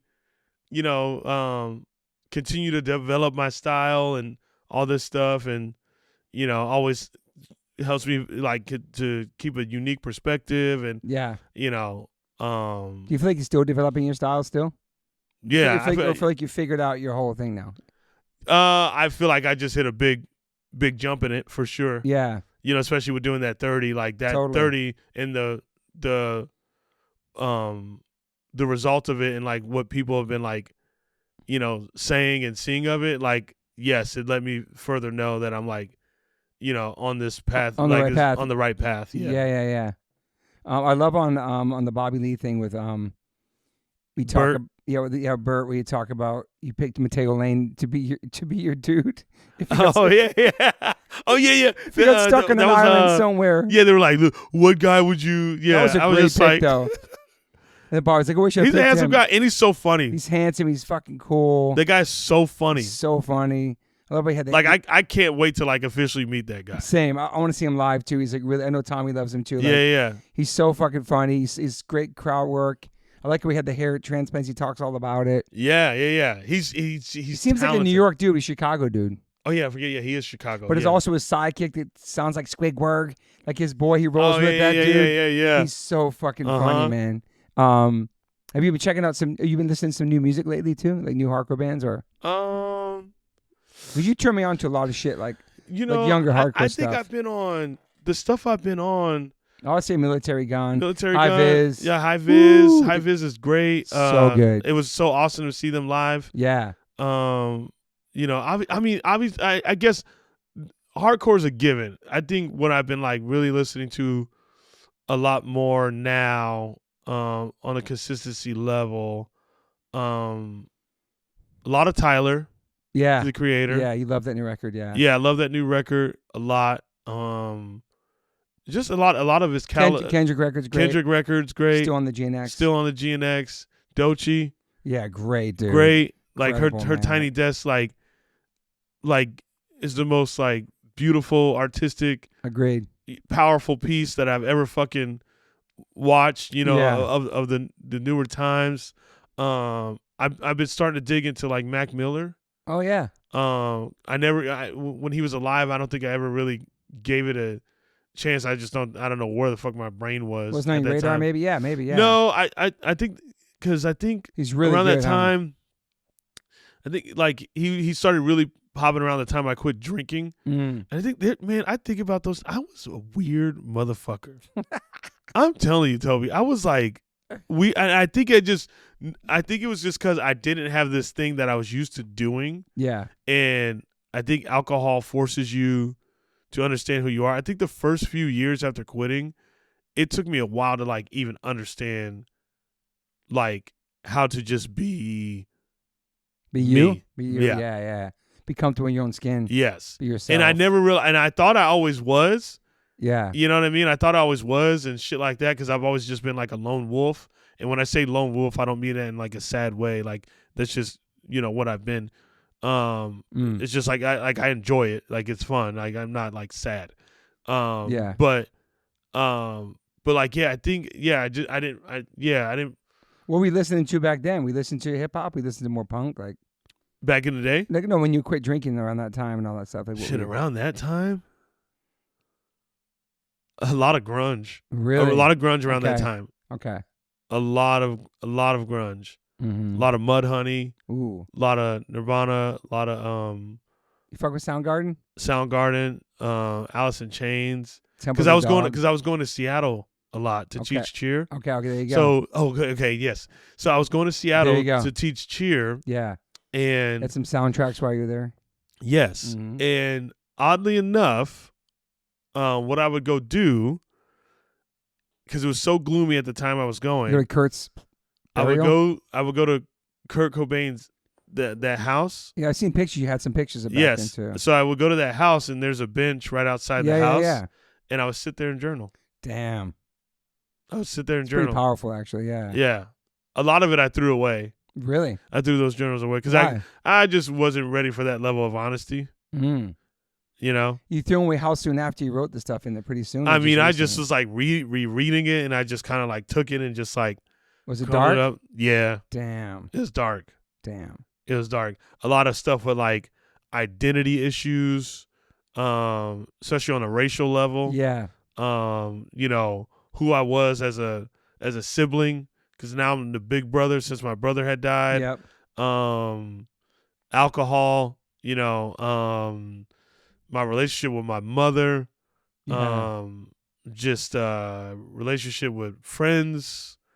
Relationship with fucking, my stepdad. And, still didn't talk to my biological dad yet, even though he was out.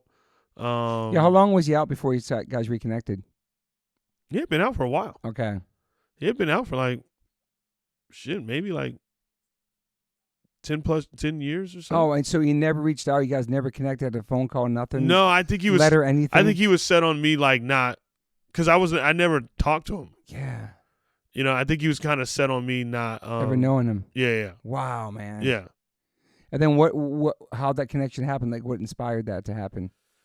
Oh, because we were Facebook friends. Really? Yeah. And I just saw him wow. And I just saw the pictures he would post. And then I was just like, can I interview you? Damn. I was like, I just got questions. So the first time you met him, you interviewed him? Yeah. No way. Yeah. Wow. Mm-hmm. Was that in person? He goes, I'll tell you everything. Was that in person or Zoom? In person. Wow. There's no Zoom yet. That's right. Way before the pandemic. So then you met him in real life somewhere. I think it was Skype. Yeah, Skype. So you met him in real life. That was the first time meeting him. Then you interviewed him. Holy shit. Was it uncomfortable? No, I met him when I was 14. Okay. At his my grandma's funeral. Okay, that's right. He was in shackles and stuff. Oh, yeah. Damn. He was in shackles. Orange jumpsuit. That's crazy. DOC on the back. Bro. Yeah. Crazy, man. And I'm sitting here like, I had no clue what the fuck was going on. I was like, what? I don't know what this is. And then that'd be pretty shocking, man, to see you first time. Yeah. Yeah. And then he. Damn. So they really do let you go out for funerals. And I see that in movies where people get shackled, they go to a funeral. That really happens. Wow. Okay. Yeah. He was in shackles. He had 2 guards around him. Damn. We couldn't touch him. We had, I don't know, I think we only had 10 minutes to see him. So it was like, hi, I'm your dad. Nice to meet you, basically. Then I was like, bro, what the fuck is this? You can't even shake your dad's hand or hug your dad the first time you meet him, dude. Nope. And I just remember some lady was like, I'm a hug you for him. And then she started hugging me. I'm like, what is this? Wow, dude. And my brother, he was crying, because my brother, him and my brother had a relationship. Yeah. But you were never, yeah. But I never knew who he was. Yeah. But you were never really emotional kid either, huh? Not to that stuff. Yeah. No. You kept a lot of shit inside and then let it out through alcohol and anger and all that shit. Yeah. Anger management. Yeah. So it was all built up as a youngster until it came out. Mm-hmm. Wow, dude. Yeah. You think you're more emotional person now? Like, do you cry at movies and see shit, like stuff like that, or? I only cry in movies if I'm on the plane. Yeah, I don't know what the fuck it is. It's a big maybe thing it's for something. people. Oh, it is. A lot of people do that in planes. I don't know why either. Bro, yeah. it'll be the most random shit. Something you wouldn't cry at if you were at home. You think it's because you're by yourself or you're traveling, you're in the sky just like, with strangers? yeah, maybe I just know. like I'm tucked in by the window because I do the window seat and I'm just watching, and you know it could be a funny movie, but it'll just have one part of like I remember I was watching something. There's gotta be something with our brains. What it was. It's a movie with Paul Rudd. Oh yeah, and Sean Thomas Scott or.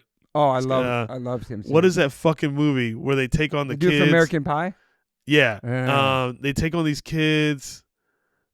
I'll watch it tonight though. Fuck, it's a funny movie. Okay, I'll look it up. And I just watched it, but then like the ending, I remember. So at the beginning, he like Paul Rudd has some issues with his girl. She's like, "I'm leaving you," and then he like starts helping out these kids, blah blah blah, and then at the end of the movie, like she comes back in his life, and I just started crying. Damn, dude. Bawling? It was just like, yeah, and I'm like, who's looking? Yeah. know? It fucked me. I was like, this is stupid. It's so crazy. You ever see Marley and Me? Nah. But the dog? I'm not ready for Marley and Me. No, you're not, dude. It's fucking brutal. It is? Yeah. But that's crazy, like, why we do crime. I want to talk to Human about that. Somebody with the brain. I wonder if there's just something else up there. Something, bro. We're just like kind of just like up there and. Yeah, because I'll watch consecutive movies on long flights. I'll be crying, dude. It's fucking. Same. Telling you. Is it one of your famous mints? Yeah. Oh yeah. But I love these damn But mints. do you Go ahead. But you don't really cry at all. Usually, like, I don't know. When's the last time you cried? You think? In a movie. That's it on a plane. Mm-hmm. Wow. I'm trying to think of what movie. You never really cried. You never really like as a kid, like. I know. Sat alone and cried. Yeah, like my dad's and just all that's about your life. You never sat like.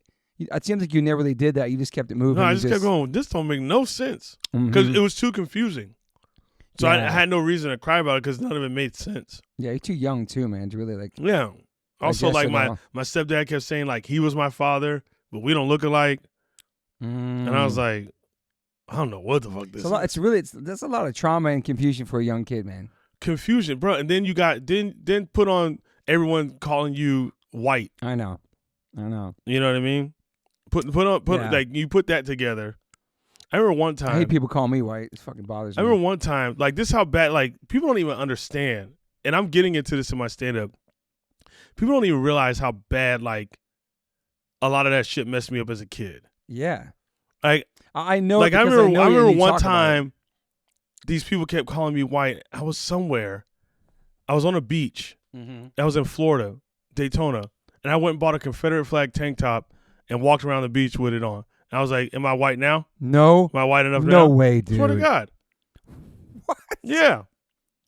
Holy shit. Yeah, dude. I'm telling you, like the thing that fucked me up the most, and there's other people that go through this shit, like that, like are and I don't know.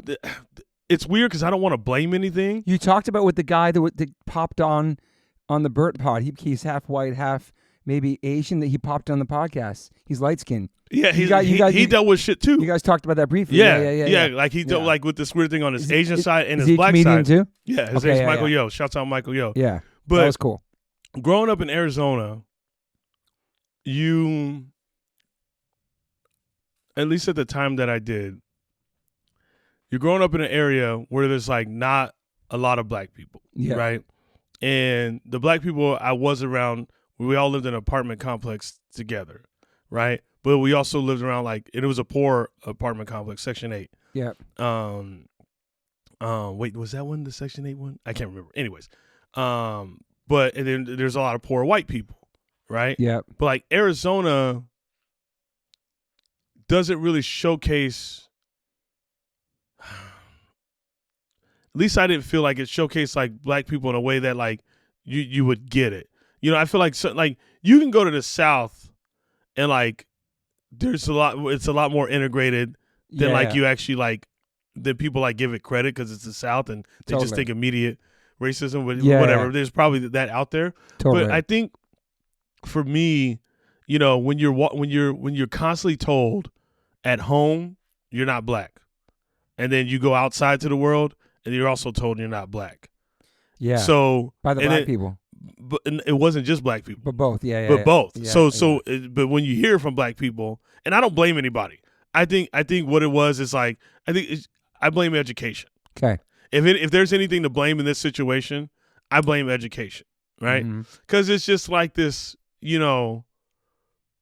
world of like, we're not. I just don't think we're properly educated in the United States of America. Yes. If there's one thing, when I think about it, and I think understanding that I've gained a lot more empathy. I listen to a lot of James Baldwin. Okay. And one of my favorite things about him is that he carried this level of empathy across the board. Like even his speeches and his debates, he would say, "I don't hate white people. I'm just asking for the simplicity of being a human, just like you consider yourself a human." These things, and once I started reading on these things, I was able to find exactly who I was. Okay. If that makes sense. Yeah, for sure. I was able to find, like I said, especially when I quit drinking, there was the identity issues on a racial level and like this confusing world of what and I know people, may think of it differently, but in my personal perspective, like it's a weird thing to like go through, and I see a lot of what I see a lot of at my shows is I see,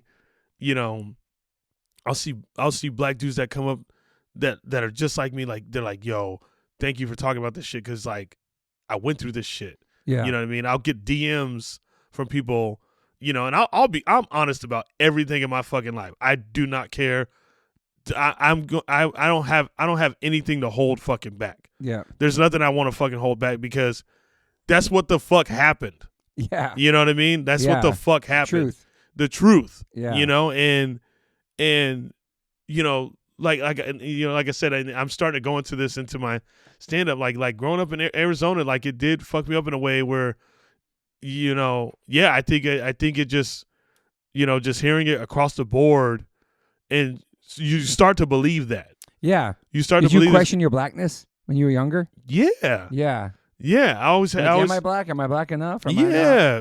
What else do you think I was walking around with a Confederate flag shirt on? Well, I'm saying like, am I supposed to act a certain way? Just because, but also you like skateboarding. But also, because I was like, I got your white boy now. Yeah. And I would get. If there's one thing I would fight the most over, of like the most fights I got in was because of that, of people just calling me white, because like, I get it. Like it's like okay. I never felt black, but I knew 1,000% I was not white. Yeah. Do you feel more black now and comfortable in your skin and who you are now? Yeah, I'm just Shapel Lacey. Totally. To be quite honest. No, totally, I'm just like, I don't really. No, I'm feeling, but did you feel like you had to act a certain way so the black people would accept you? Did you ever feel like you had to like act a certain way, like, I'll show you that I'm black. Whatever the fuck that means. I don't know what that fucking means, though. I know exactly. You see how much it like fucks a person up? What does that mean? Because of stereotypes, because of the way people are raised, because of what music people are supposed to listen to, or, you know what I'm saying? Like, all that bullshit, all the labels. And all the labels. So there was so many labels, and that's why I just became a lone wolf. Yeah. And just hung like. You were a real black sheep, dude, for real. That's what I'm saying. 100%. You see what I'm saying? So like, and there was times like there was black dudes that would skate with me, and then they quit skating, and then they start calling me white boy. You know what I mean? So like it was just like, bro, you was just kick flipping with me because somebody's bullying them or talking shit to them, or exactly. And I was just like, bro, what is this? I'm a white guy. Yeah, that sucks. Yeah. But also like all the shit that I listen to, all the things that I like, all the things that I've ever. Like, being a fan of Goo Goo Dolls, all that stuff. Yeah. I look at the world. I looked at it like this. I didn't look at it as like, oh, this is only for white people. I like, oh, this is for us to have because it's out there. Yeah, it's in the world for everybody. It's for everybody. Totally. Like whoever's ear it catches, it's for all of us. Absolutely. That's how. I never saw it as like a black and white thing. I'm like, oh, this makes me feel good. I remember when I first rock song I really heard was Mississippi Queen by that band Mountain. Mississippi Queen. Yeah. Do you know what I mean? You know, that like I heard that song and I was like, bruh, that's hard. Yeah. You know, and it just sounded cool. Yeah, and the like voice sounded like this dude's voice sounded so powerful. And then but also like I was a big fan of Frankie Lyman and the Teenagers. You know, that's like, Why Do Fools Fall in Love? Like I love that shit. So it you know, whatever caught my fucking ear, ear, you know, it was just like, oh, Casanova. Yeah. Hey. But I liked so much shit. I love Dawson's Creek. Yeah. But also one of my favorite movies is Boys in the Hood. Yeah. You know, like I love Ice Cube. Yeah. But I like Goo Goo Dolls, you totally. know? So I think as I got older and was able to like develop more and I think it was when I started reading. When I started to read, that's when things made sense to you. Started making sense to me. You, yeah. Yes. The reading really helped me develop and I want to say it was James Baldwin. Like reading his stuff is what made me feel like I'm like, you're okay being who you are. Yeah. You know, listening to guys like Kendrick. Yeah. You know, I remember I got another boost to that when I heard the Damn record. Yeah. You know, it was just like, you're okay being who you are. Totally. Great album. Obviously Tyler and the whole Odd Future. All those dudes and like see I was like, oh wow, the skating and all that shit. Yeah, exactly. And I was just like, fuck, you know. Seeing Tyler like stage diving at like a trash talk exactly. show. Yeah, and I was just like, yeah. So I was like, I love that. Yes, and you know, I think that's like you can relate to that. I can relate to that because I'm like, fuck it. I'm like, yeah. So yeah, I had a lot of people like just breaking stereotypes too. Alienate me, you know, for and it's I'm not mad at those people at all. Yeah. I think the only thing I can blame on that is education. The lack of education. Yeah. You know what I mean? On all parts. You know what I mean? Like that's what that is, you know, and also ignorance and people just kind of be closed-minded. Yeah, closed-minded, you know. I mean, yeah, you see a dude cheerleading, you're gonna be like, he's gay. Totally. You know? Well, that's right. You have to deal with that. So then you're a black guy, people they call white. You're also a cheerleader. You're a 21-year-old virgin. You're just you're like going through anger shit. You try to figure out your family situation. You have a lot, man. I remember one time I got off stage. This is in Arizona, and I was opening for this headliner, black comic, and it was all black room or whatever. And I remember I got off stage, and this big black dude comes up to me. He goes, "Man, you a funny white guy." I was like, "Bro, what?" And what do you say to that? You just fucking take it. Now I don't care. Now like if people say it now, like I genuinely don't care. But it did bother you as a youngster. Also when people say it, I just go, I ain't never been white. Yeah, you never been white, dude. Yeah, you know what I mean. And they go, oh, you know, I'm sorry, I didn't, you know. Then they check themselves and see what they're saying. You know, I remember one time this one guy, I had posted a clip. He goes, man, why you talking like that? You don't talk like that. Like, be yourself, man. You don't talk like that. Why are you talking like that? I go, do we know each other? Yeah, exactly. And then he goes, nah, I've just watched you on podcasts for hours. Right? And after, like, when he said that, I was like, I'm not even going to reply to this because, bro, that doesn't even, like, you watch me on podcasts for hours doesn't even come close to the amount of, like, years, you know, the people that are in my life have, like, known me. Totally. Because any of them, they'd go, that's who he is. Totally. They go, that's Shapel. Well, that's just a false. Like when you saw the clip of like, are you single? And the way I replied and answered, you go, that's who he is. Totally. You know exactly that. Like, he's like that. Totally. You know, and so that's also that false sense of reality with like online and real life too. And people think they really know you by just a clip or something as well. You know? Exactly. And it's like come to your show and really see what you like. You know what I mean? Yeah, like, exactly. Hours don't mean anything to a person that you know from a distance. Yeah, a stranger. A stranger. Mm-hmm. A stranger who we've never shaken hands. Yeah. We never said what's up. We've never talked consistently. Mm-hmm. You know? So I think now, yeah, as I've gotten older, like I'm a lot more at peace. And I like if someone says that shit to me, I'm like, whatever, who cares? I don't really. It's like, okay, because it's not true. It's not true. Yeah, it's not true. Yeah, and that was the thing. I had to like get to know myself. Yeah, you know what I mean. And like, so you probably questioning yourself when the drinking stopped, I was able to and really face yourself. Really sober. face myself. Because now I have this like understanding and like this clear conscience because the alcohol is no longer there. So now I'm able to like, take the Band-Aid off too. Yes. And that's why when people, I remember when I first quit, I had homies that were like, why, bro? Why you quitting? Why? Like, you don't really have a problem though. They do shit like that. Yeah, yeah. And meanwhile, like I just gave you all the issues that I had because they don't want to quit. Doing, and then what I was able to find, when quitting it. Yeah. You see what I'm saying? Mm-hmm. There's just so much like I was able to, like, come to terms with. Was there a rock bottom moment for you for quitting? Was this like a cold turkey thing for you? I quit wild turkey, cold turkey. Yeah. That's a good one. Yeah. Okay, yeah. Wow. Yep. Just like I just woke up like I ain't doing this shit no more, basically. Literally I got I was on wild turkey night with a homie. I remember we were drunk. We went to some bicycle party and party? Yeah, we were playing Mortal Kombat arcade, drunk as fuck. And woke up the next day and it's just like, I don't want to do this. Yeah. A lot of it had to do with like my brother and best friend and them like being gone and, just where I was headed in life and like, just on the wrong path. On the wrong path. Yeah. Yeah, man. It kind of woke you up. Yeah. And then I wasn't doing comedy. I didn't get back on stage again until like 2 years after I stopped drinking. Mm-hmm. Yeah, 2 years after. And your last real job was a valet job? Yeah. And what year would that be? No, room service. Room service. What year would that be? 2019. Damn. I moved here in 2018.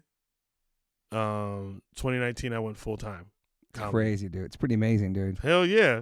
Especially coming to LA too, and just like it's such a big city. There's so many comics. I'm sure there's not competition, but there's a lot going on here too. There's a lot going on here, man. And I tell you what, man, people will try to hate on LA and all this stuff, but I was like, I've accomplished some of the biggest things I've ever been able to do in my fucking life in this damn city. Totally. And like, I've done some of the coolest shit because of living in this city. Yeah. Now, yes, I get it. It has its things, but it's a big fucking city with a lot of fucking people. Mm-hmm. You know what I mean? Like, and everybody's got their perspective, man. Like, everyone's got their, people, listen, this place will make you have a fucking chip on your shoulder. Yeah. 1,000%. Mm-hmm. It could easily, because you think you come out here and like, you want to do the damn thing and you're good, you're talented, but people are like, nah, not good enough.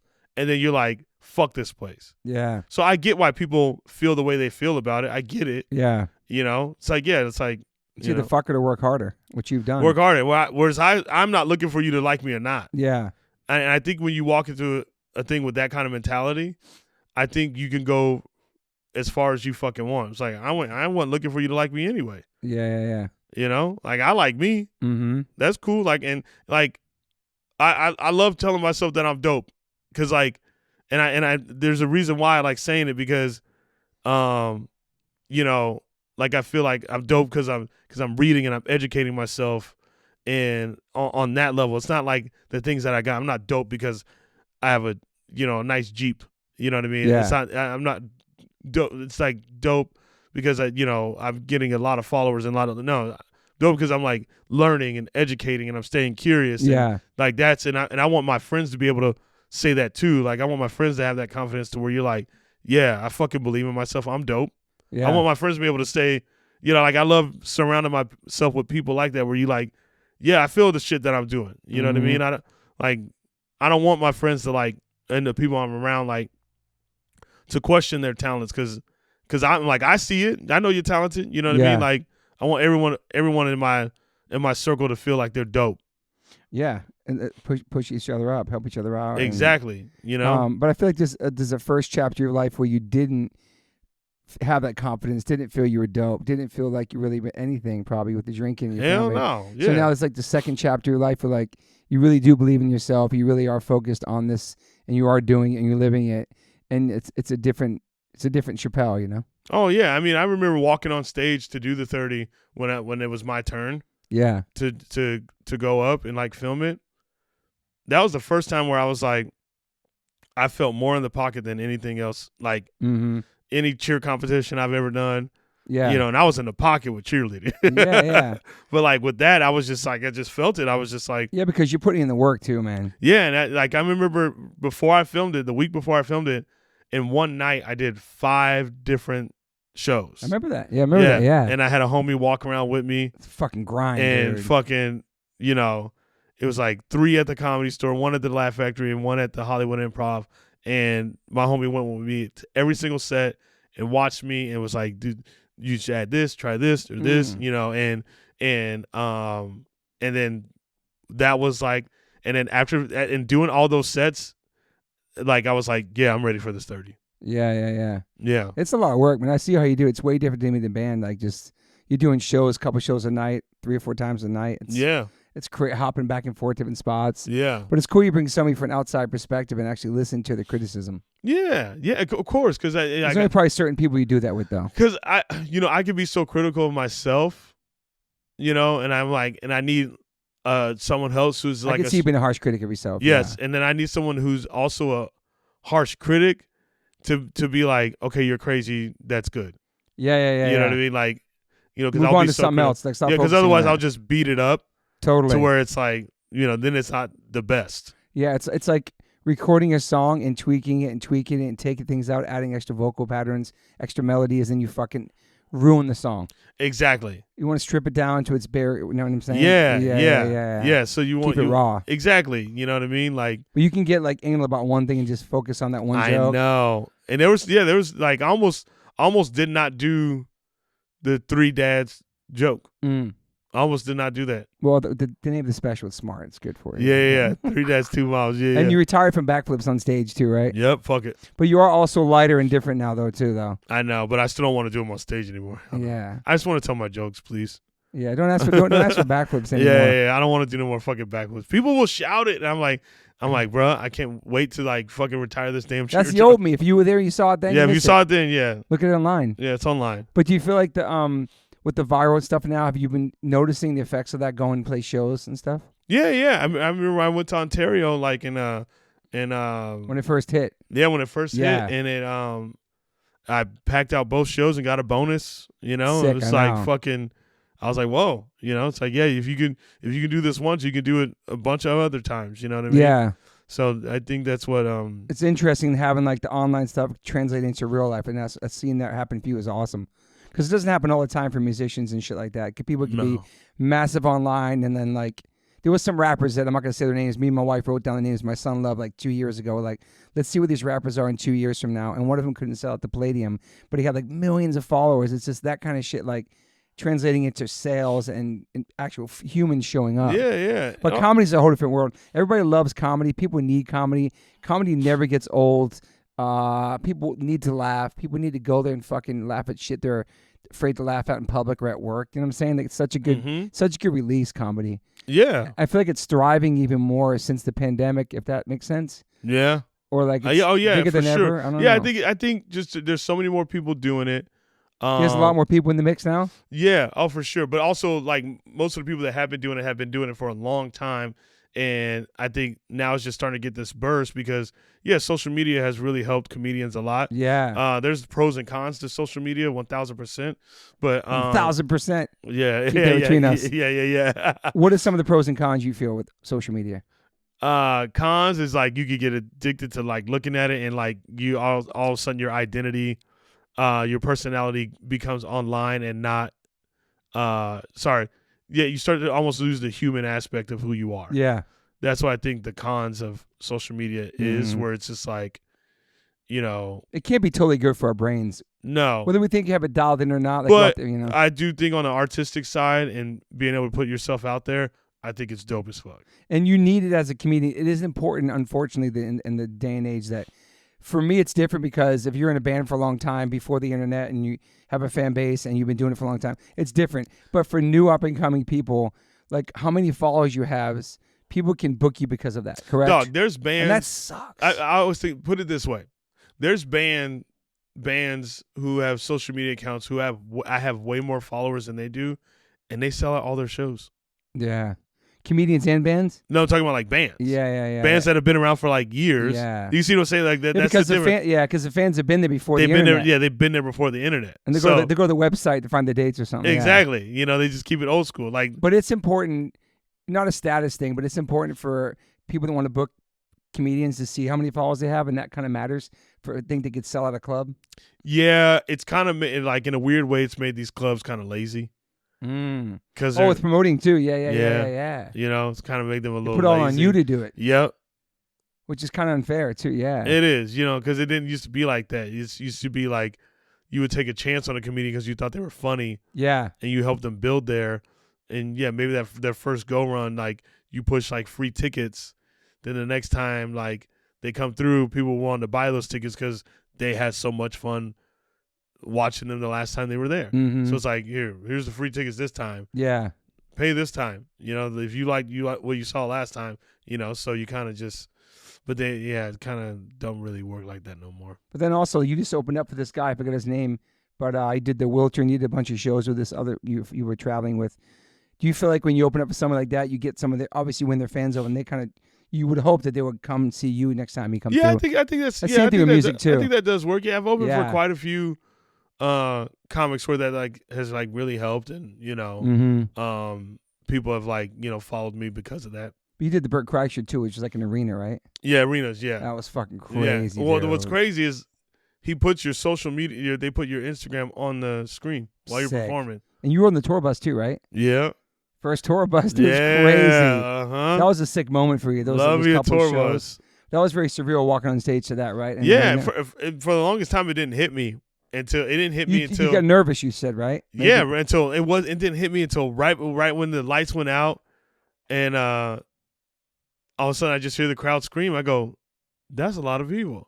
I was like, "I've done this with cheerleading." I was like, "But I've never done this." But with that's with a bunch of This is just focused on you. It's different. Yes. There's nobody behind you backing you up. Nah. So when you finally walked out, the nerves go away, right? Mm-hmm. Damn. Yeah, it'd be cool to do more of those, huh? Yeah. Of course. You would love to open up for somebody. Do you have like some like a dream person you could open up for or travel with, or no? Nah, because I really have my heights on like your own shit. My own shit right now. Mm-hmm. And like I have this goal where it's like, you know, I want to sell out the Comedy Store main room. Okay. Right? Then I want to do something like the El Rey Theater, sell that out. Sick. And then I want to hit the Wiltern Theater, boom, sell these that out. These are your goals, like for LA. Yeah. Is there a big room in Arizona you like to sell out? Go back to a hometown show? Oh yeah, it's they changed the name so many times, but I think it's called the Arizona Financial Center. I think it's like 5,000 seats. I saw Dave Chappelle there. Damn. I sat front row. That's sick. Yeah. So that's like a bucket list thing for you. Yeah. Yeah. I mean, I feel like the time you've been here, you got a lot done, and your career has blossomed tremendously, and I feel like you're still on your way up. But I feel like it's not because of that viral thing. All of a sudden, you're like huge. All your shit's been so organic. Yeah, you know, and that's what you want it to be. So another thing with that special, a lot of people love my vulnerability, and that I'm very honest with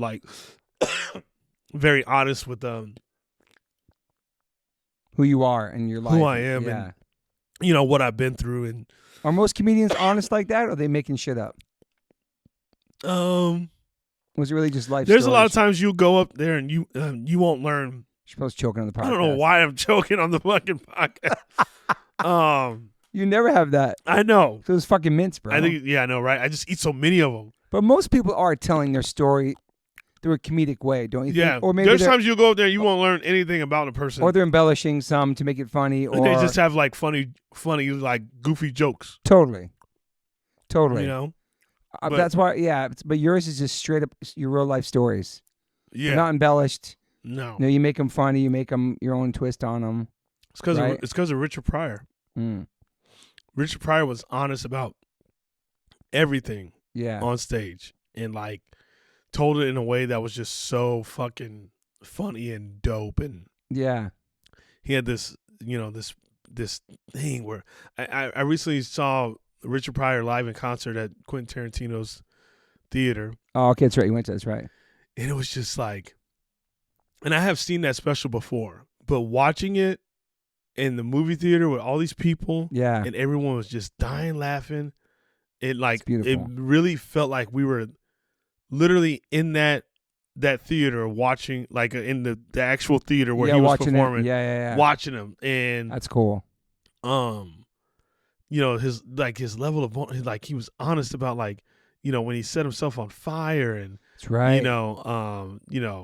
When he shot his car to because his wife was trying to leave, and he shot up his nice car and all this shit, and it's crazy. These things, and he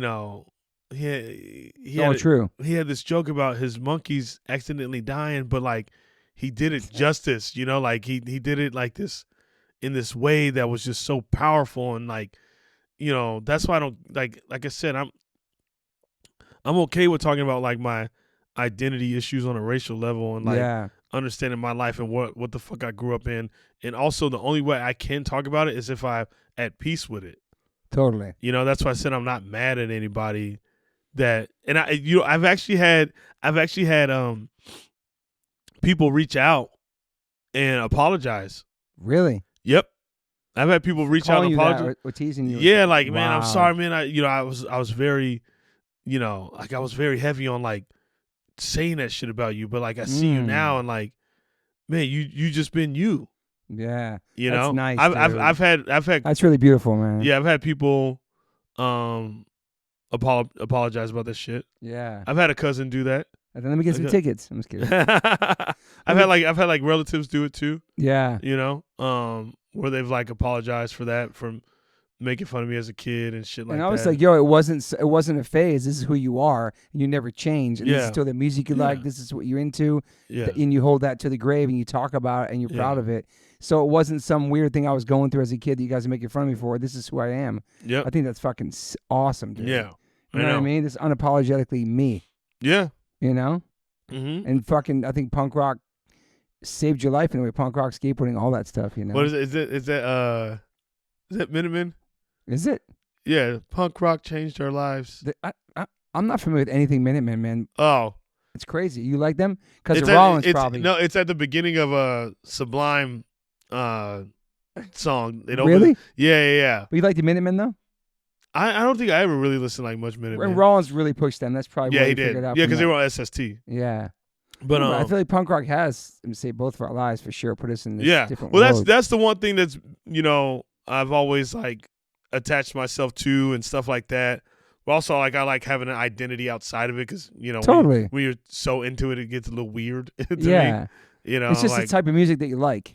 You know what I mean? And you have values from that and ethics from that and DIY and all that stuff that we carry with us throughout our adult lives in society. But yeah, for sure, it's that's not all who you are. Yeah. But it has this there's this foundation of it. It's totally. Definitely a foundation. Your ethics, your beliefs, everything, man. Yeah. How you carry yourself. Yeah. Your attitude. Everything. Are you ready for Oasis this summer? And am I? Come on now. You're gonna go to England. Been ready. Are you seeing the first or second show? I've been ready since the breakup, dog. I know. Are you seeing the first or second show? Is it Cardiff? Where's it at? Cardiff? London. Cardiff's the first, and then London. Yeah, you excited? Yes. Is there any word in the street if this is gonna happen? They're all good. They're all united, ready to do this. I haven't. I've been trying not to look into it. I've been told that if you have tickets to the first and second one, those are the best ones to have right now. Yeah, I know. Because we know what's going to happen after that. Yeah, those lucky ones. But you're going to go with some friends out there? Yeah. That's cool, man. Yeah. You love Oasis. You may be more appreciate Oasis, I think, since I met you. And every time you play them, I know most of the songs from back then. Never owned a record, but I just know it from that time frame. But yeah, it's cool. Well, it's just a band I hold close to my heart. Yeah. Because I just big inspiration for you. Yeah, big inspiration. Love their style. And also, you've seen still to date the most times you've seen Foo Fighters and Casualties. Oh, those the top GBH. Two? Oh, GBH. Sorry, Casualties. GBH. It keeps going back and forth. Right now it's GBH because me and Moon went and saw him at the Fonda. Oh, that's right, dude. Yeah. And let's talk about your podcast. You have two podcasts. You and Joel have Lesser Known Characters, which is a line from a Rancid song for all the listeners. I wonder if people even know that. I'm sure people know that. Yeah, we get asked. If you know, you know. We get asked about it a lot. Yeah, but it's from Rancid, but we called it that for a different reason. Okay. What's the reason? Because we both were on big podcasts, and we were the lesser known of the podcast. I like that. That makes sense. But I've been on there a couple of times. It's super, super fun. Yeah. And then you also have, with Cole Garrett, you have Cooked in the Comments, a new podcast. Yeah. Which you guys are pulling up comments. Who pulls up the comments? He finds the comments and you guys discuss them? No, so that started because he and I kept sending each other videos and going, look at the comments. Got you. And then he approached me and was like, yo, we should do this as a show. And then that's pretty original, yeah. At first I was kind of like, what, but then another podcast. Yeah, then like our episodes are only like 20 minutes. Perfect. And so I was like, yeah, I'll do that. Yeah. And so we have fun with it, and yeah, people love it, right? People love it, bruh. And you have a guest coming on too, yeah. Channing Tatum started following us because of that show? Yes. Why, he commented on that or something, or? Well, he started following the page, and then he followed me and my boy Cole. So you guys had some stuff go viral on there, then? Yeah. Damn. We've had quite a few videos go. That's where you get Channing out to one of your shows. I'm sure he loves comedy. Yeah. I think he does. Yeah. Have there some people come out to see your comedy that were there? You performed in the crowd or something? Like, oh shit, this guy's here, or anything like that, or like? Met some cool people that were just. Yeah, I met some. Yeah, because of that. Yeah. Met, like Blake Griffin, basketball player. Oh yeah. Yeah, he's great. You're such in like a different dimension. Like, I know we're super close, and it's like, and we do all these things together, but what you do as your career is just such a different world than my world in a sense, Yeah, it is. But we're all connected. But also, like, I like this. Yeah. I like. You don't really hang out with comedians, really, except for Matt Peaceful, your band. For the listeners, all comedians, which is pretty awesome. Yeah, I think for me, I just there was something I heard Childish Gambino or Donald Glover say in an interview. He said, when you wake up, that's when you're 100% you. I like that. And then I took it further. When I get off stage and I get in my Jeep to go home. Or go to Swingers. That's when I'm 100% me. I'm not Shapel Lacey, the comedian that was just on stage. I'm the guy going home to get ready for bed at night. Yeah. And we live in such wild times all the time. When I think about it, let me phrase it. We live in wild times all the fucking time. All the time. As I've been reading so much more and like reading the books I've been reading, like I realize I'm like, oh, we've always lived in a crazy fucking time. It's never been like it honestly, and if it wasn't, it'd be kind of wild. But it's because of the social media thing. It feels even more intense because we see. I think just because you see it's so in our faces, but, all day long. But how do you find peace through that? Yeah. And you have to bring it down to the individual self. And because you got to find peace, or it's going to make you go crazy to a point to where you didn't need to take it there. Mm-hmm. And I think for me, I never want to take it there. I know what I like. I know what I'm like when I'm just angry. Yeah. I know the person I am. I lose friends because of it. I fucking, relationships with people just aren't the best. I'm irritable to other humans and shit like that. And that's why I said a lot of the James Baldwin stuff and that I've been reading and, just what he was speaking for, black people during that period of time and just like all these things. And it just makes me, it just helps me find a way to live now. Mm-hmm. It helps me understand how to live right now. In this moment. Yeah. And you're still journaling every day. Every day. That's how I figure this shit out. And that's how you write lyrics like in 2 minutes. Yes. Yeah. That's how your brain records. These guys just recorded new songs with Paul Miner. Shout out to Paul Miner. Shout out Paul Miner. And these guys are like a one-take band, dude. We did a Tim Armstrong podcast a couple years ago. Yeah. He's only been to do one take in the studio with Paul a couple weeks ago, right? Yeah. Wrote the lyrics 5 minutes in the bathroom in Hawaii and shit. I'm just kidding. But you always have shit going in your mind. Like always. You're always thinking about stuff, writing. Right? Always writing. That's what helps me with stand-up, too. Mm-hmm. Like, I'm just always writing and just always figuring it out. And you're working on some shows now, too. Working on stuff, pitching things, writing things. Yes. Working on my own TV show. It's awesome, writing it out. And yes. It's exciting. I'm actually really, really excited for that because I get to really, you see the bigger picture. Yeah. And you're taking meetings and doing all kinds of shit right now, trying to do other things. Yeah. Shout out to Brittany, your manager. She's amazing. Oh, dude. Brittany's the fucking best. I was so happy that went Bro, down. when you lock in with a motherfucker that is like repping you and backs you and shit like that, and you know, and you have a great relationship, great friendship. Like I said, we were friends first. She was at the Bray Improv, correct? Yep, she was at Bray Improv. We were friends. She's from hardcore too, man. Yep, we were friends first. Yeah, that's what I'm saying. And you know, now that she's a real one. She's a fucking real one, man.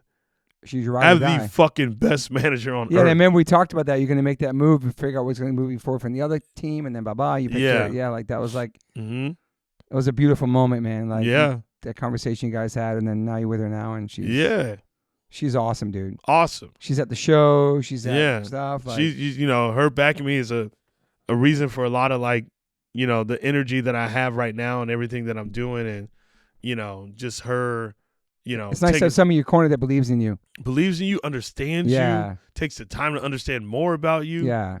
Like, that's what you want. And knows that I'm not bad for your career, you know what I mean? Yeah. So, yeah. That was for you, Brittany. You like that one? Yeah, that's for Brittany. Also, you still have to watch the Shrinking Show, too, dude. Oh, yeah, you told me that. Bro. Yeah, I still get, yeah. Chappelle lies all the time. He always tell me to do. I seen that. I love that. I watched that. I did that. He fucking hates the movies. He hates the beach. Yep. But then he found out, I'm at the movies today. I love it. Actually, you know what I just started? I'm on what? Episode 2. Of what? Sopranos. No way, dude. I just started. No, is this real life? It's real life. Wow, Finally dude. started it. Because remember that one time at band camp we had COVID together and we watched the Goodfellas? Yeah. First time, dude. I saw a photo the other day of us banging down the floor. Dude, watching, I know. Just watching fucking the Goodfellas. Out of it. She started Sopranos? No way, dude. Yeah. That's so and cool. I'm like proud of really, you. really liking it. Bro. I like it a lot. It's funny. Last night Moon's like, should we start the Sopranos again? Because it's like, what, 7, 8 seasons or something? Yeah. Also, remember that one time last year we went to Coachella for the day? That was a crazy mission to go see No Doubt's first show back. Yeah. And Tyler. That was a mish. That was sick, though. It was me and Max, I think, right? Yeah, me and Max. Yeah, we just went there, pulled up, saw them play, got in the car and went back. Yeah, went back. That was amazing, dude. Are you going to go this year? I don't even know who's playing this year. I don't know if I'm in around. town. Yeah. Let's see what more notes I have from my brother. Oh, yeah, so we got a lot of shows coming up. You got a lot of shows. You got like ATL on April 3rd. Oh, wow. Then you got Raleigh. Carolina, you should pull up Joe, 4-6. Milwaukee, 4-10. Chicago, 4-11-12. Appleton, Wisconsin, 4-13. VA Beach, 4-16. Richmond, pull up. Good scene there. That's 4-17. Then you have Portland, 4-22. There's a lot in April, dude. That's a lot of travel. Yeah. Do you get sick of traveling or you still love it? Nah, I like it. Yeah. And then I'm in the Bay Area in May. Those tickets going to sell tomorrow, though. But whatever. You'll see them on the website. But you're a good flyer. I love he knows that me and Max are like bad flyers. So after he gets in, he'll tell us how bad the turbulence was, how brutal it was. But you never get nervous flying. No. Ever. No. And you still I did when I first started. Okay. I was like, bro, I don't like this shit. Okay. Yeah. I used to grab whenever we fly, I used to grab my adopted dad's leg. Damn. But like going to the airports, all that shit, you're cool with it? You're pretty chill going through security, all that shit? Yeah. I fucking hate that shit. I don't know why, man. Because I travel light, too. And you got clear or you got like pre-entry? Clear, or yeah, no. But even that, there's starting to be lines for that, too, now. Yeah. It's kind of crazy. Still waiting in line at clear or like the other one. It's you have to do it, though. You have to fucking fly, man. Fucking do it. It's so important, man. But you love it. You love traveling by yourself? I don't like, I don't mind it, but I like to travel with someone. Yeah. You know? But I mean, bring an open or something like that. Yeah, but also like I'm an explorer. I'll walk around and shit like that. I'll figure it out. I'll have my fun. Yeah. You know, but I like to have someone with me. It was cool seeing your photos in Hawaii. Oh, yeah. Did you go to the beach? I looked at it. Exactly. I fucking knew it, bro. He's posting these pictures from Hawaii. This motherfucker's not walking on the beach, man. Hell no, I ain't walking on that beach. Went to the beach one time. Remember the wind was blowing, all that shit? Yeah. Wonder why you don't like the beach? Because you grew up in Arizona? I don't fucking know. It's fucking boring to me. And I just want to sit in the sun. Yeah. You love and hate hiking, too. Love and hate hiking. Every time I ask you, go like, fuck no, then we go and you do it. Yep. But like that's something. What is something that you really love to do besides comedy, besides writing? Shit, you got me fucked besides, like working out. So training, comedy, journaling. What is something else that Shapel Lacey loves, dude? Because you don't go to the movies. No. Fuck. What else? What else? What do you love, man? You love love. I know that. Yeah. But there's really nothing else you really love. It gets you. You're training, you're writing, and you're doing comedy. Oh, playing music, going to shows, seeing live concerts. Yeah, I like doing that. Yeah. Yeah. But it's been a minute. Since you've been to some shows, probably, right? No, we did our show, but you performed with us. But yeah, but before that was like Stories So Far. I think the last show. Yeah. Yeah, man. Well, thank you for being here, Shapel. Thanks for having me, man. This is awesome. I love this one the best, I think. It's just because we know each other more comfortable, and it's like we go with therapeutic to about some things. But yeah, I'm really happy for you just to see your growth. Like, I do miss seeing you at my house every day on the couch, hanging out. We pretty much adopted you pretty fast. I love that you live close. I love that you live close to us. I can't wait till you move out, get your own place. Yeah. You got like good goals coming up. A lot of goals. Yeah. But I feel like you're not setting the bar too crazy high. Like, you're setting it at a level. You got to know when to shoot. Mm-hmm.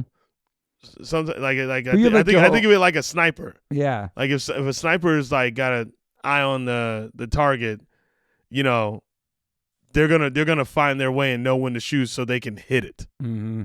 That's how I operate. Yeah. And you pretty much have your whole kind of career mentally mapped out, and every day you're thinking about that. And is it hard for you to sleep? You sleep good at night? Yeah, I sleep fine. You shut your brain off at certain times to go right Hell down. yeah, bro. But yeah. I don't give a fuck. But you wake up the same time every day, probably yeah. 6 in the morning or something. Yeah. When I get up at today, like 6:40. But it's pretty easy for you to sleep and shit. Yeah. I don't wake up during the night, really. Yeah. You don't snore? Nah, I mean, not that I'm aware of. I know. I hope not. I hope you stay in the neighborhood, too, when you find your place. You can stick around here, right? Hell yeah. I'll stick around. I'll stick around. Oh, yeah. Everything's a fucking song. I know. I don't owe you anything. So you have ShapelLacey.com. Yep. Shapel Lacey Instagram. ShapelLacey.com. All my tickets and stuff like that. Yeah. Lesser Known Characters has an Instagram. Yeah. Cooked in the Comments has his own Watch Instagram. 3 Dads, 2 Moms.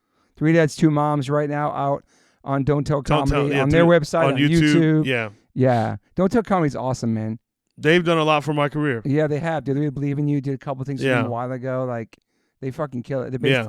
Yeah, they're the reason why I have a lot of the things that I have, you know, comedy-wise. A lot of things that it's really nice, dude. Yeah, that they've done for me and helped me out with, and, you know, has really helped, you know, they've put me in front of an audience. You know, and, you know. Is your next goal like a full hour, like a Netflix thing? Full hour. Is it Netflix, or doesn't really matter to you where it lands? Is that so like a dream for comics, like the Netflix special, HBO special? Is that something that you think about? Honestly, I think it'll do well wherever I put it. Yeah, I think so too. You know, especially with because I'm gonna be a psycho about it and work really hard on it. You know? Yeah. So I think it'll do. No matter where it lives. No matter where it lives. So if you, it's like just make an hour, wherever it lives, it lives. You're not I just want to make it strong. I'd rather focus on making something so strong and so good that it just fucking packs a punch. Yeah, and once it's out, it's out. And once it's out, it's out. It represents you. Yeah. Then you're on to the new jokes. Yeah. You retire those jokes. Uh-huh. Damn. Love it. Well, thank you, Shapel. Love you. Appreciate you. Too, I'm really man. Proud of you and all your shit. And I'm here watching and rooting for you always. And I don't know, it's just nice to see everything's going on with you and how focused you are about that, you know? Yeah. All about that focus, discipline, and stuff like that. All right, bro. I can't wait to see your next tattoo on your chest. I can't wait to see you get your back piece, dude. It's going to be a shot. Does that hurt too? What? Does that hurt too? Yeah, and shout out to Bobby Lee who got to kiss you, man. That was pretty crazy, man. That was a crazy moment. Oh, Bobby Lee. Bro, that was... People need to watch that episode of Bert Kreischer. I'm like, Bobby, leave me alone, and man. They're cooking food together, and Bobby keeps trying to kiss Shapel, bro. It is so fucking funny and so awkward because I know Shapel. What do you say? This is for my career. Yeah, it's like, I'm ruining your career if you don't do it. Yeah. I'll introduce you to whatever, I owe you a favor and all this shit. Yeah, I was like, I don't care. I know. But if you haven't seen that episode, oh, then Bert's wife thought we were actually fighting. I know. And he walked off the set. Like, you can't tell Bobby what... He's a really good actor. You can't tell... You can't tell he's serious or not, dude. Yeah. When he walked up the set and talked to her, and she was like worried about how tense it was getting. Yeah, I know. And then Kreischer was laughing so hard. That's literally he and I all the time. Yeah. That's just who we are. Yeah, it's a really cute, beautiful friendship that happened organically, and fucking the story about going to the spa, and he just wanted to see a weenie and then put you in a fucking Uber somewhere else. Yeah. He's really fucking funny, but that's a great episode, and Kreischer's dying. It's like, this is the most funny shit I've ever experienced, and like... But it was just seeing you. I know how you are. People touching you, touching your face. Yep. You hate that shit. Hate bro. that shit. I really thought you were going to snap for a second, like when he was like flexing on you. Like, you're going to smack him in the head. He'd be so heartbroken if you put hands on him. I would never. You would never do that. I love him too much. But I love how he snuck the kiss in, bro. I know. And then my favorite thing is when you kept the headband on, like 50 Cent video. You had the headband on after eating. Did I really? You look cool with the headband on. Yeah, that's some like 90s shit. Oh yeah. I should bring those back. Okay, everybody. Peace, baby. Thanks for listening. Peace. Bye. Bye. I always ask my guests if they have any regrets. I personally don't have any regrets. Even when it comes to my tattoos, I have the silliest tattoos. Even my ET on my leg, it's still a childhood memory for me, and I love it. I've had tattoos on top of tattoos strictly because I wanted more tattoos. I started getting tattoos when I was 18. I'm 52 now, and I can't stop. I've had laser treatment before on something on my arm. It's 4 tattoos on top of each other. And that experience at that place was pretty fast. It was pretty cold. It was in and out, swiped the credit card. Don't really tell me much. Didn't give me much details of anything was going to happen. So I never went back. So as of most recently, I'm so lucky enough to have had 2 sessions at Removery Tattoo Removal. My tattoo on my arm that looks like a big black blob is now super light. I've had 2 sessions. I have a long road ahead of me. None of this stuff happens overnight. You cannot take a tattoo up in one sitting. You have to be patient. And it's painful. They ice you up. It's super fast. To me, it felt like a bunch of rubber bands. But what's more painful than that is looking at something on your body that you think you're stuck with for the rest of your life. That sucks. But now for me, I'm really happy I started this journey. I'm slowly going to get this tattoo removed. I never thought in a million years I have any kind of real estate on my arm. I don't even know what I want, but it's exciting. I'm so honored to announce that One Life, One Chance podcast is now with Removery. Call 866-934-4570 or go to removery.com. Use TobyH20 and get $100 off your first session. One of the most experienced tattoo removal companies in the world. Over 600,000 removal treatments done. 100 locations. US, Canada, and Australia. State-of-the-art peak-away laser technology. Cryotechnology to reduce any discomfort. This is so exciting for me because all I do in these podcasts is talk about tattoos. From day one, if you've been listening to this podcast, talk about tattoos, talk about getting removed, talk about getting covered up. So this is such a perfect fit for me. Definitely check out One Life, One Chance podcast, episode 281. I have Carmen Brody, Mike McTurnan, and Dustin Ortle from Removery. And this is over 2-hour conversation. People had submitted questions. It's an incredible conversation breaking down the do's, the don'ts, the fears, process, the results, everything you could imagine about getting a tattoo removed. It's all in this podcast. It's an incredible episode. I appreciate them all coming out for it. So check that out if you want to learn more about Removery and what it's like to get a tattoo removed. Once again, go to removery.com or call 866-934-4570. Use my code TobyH20 and get $100 off. These guys are located everywhere. Try it out.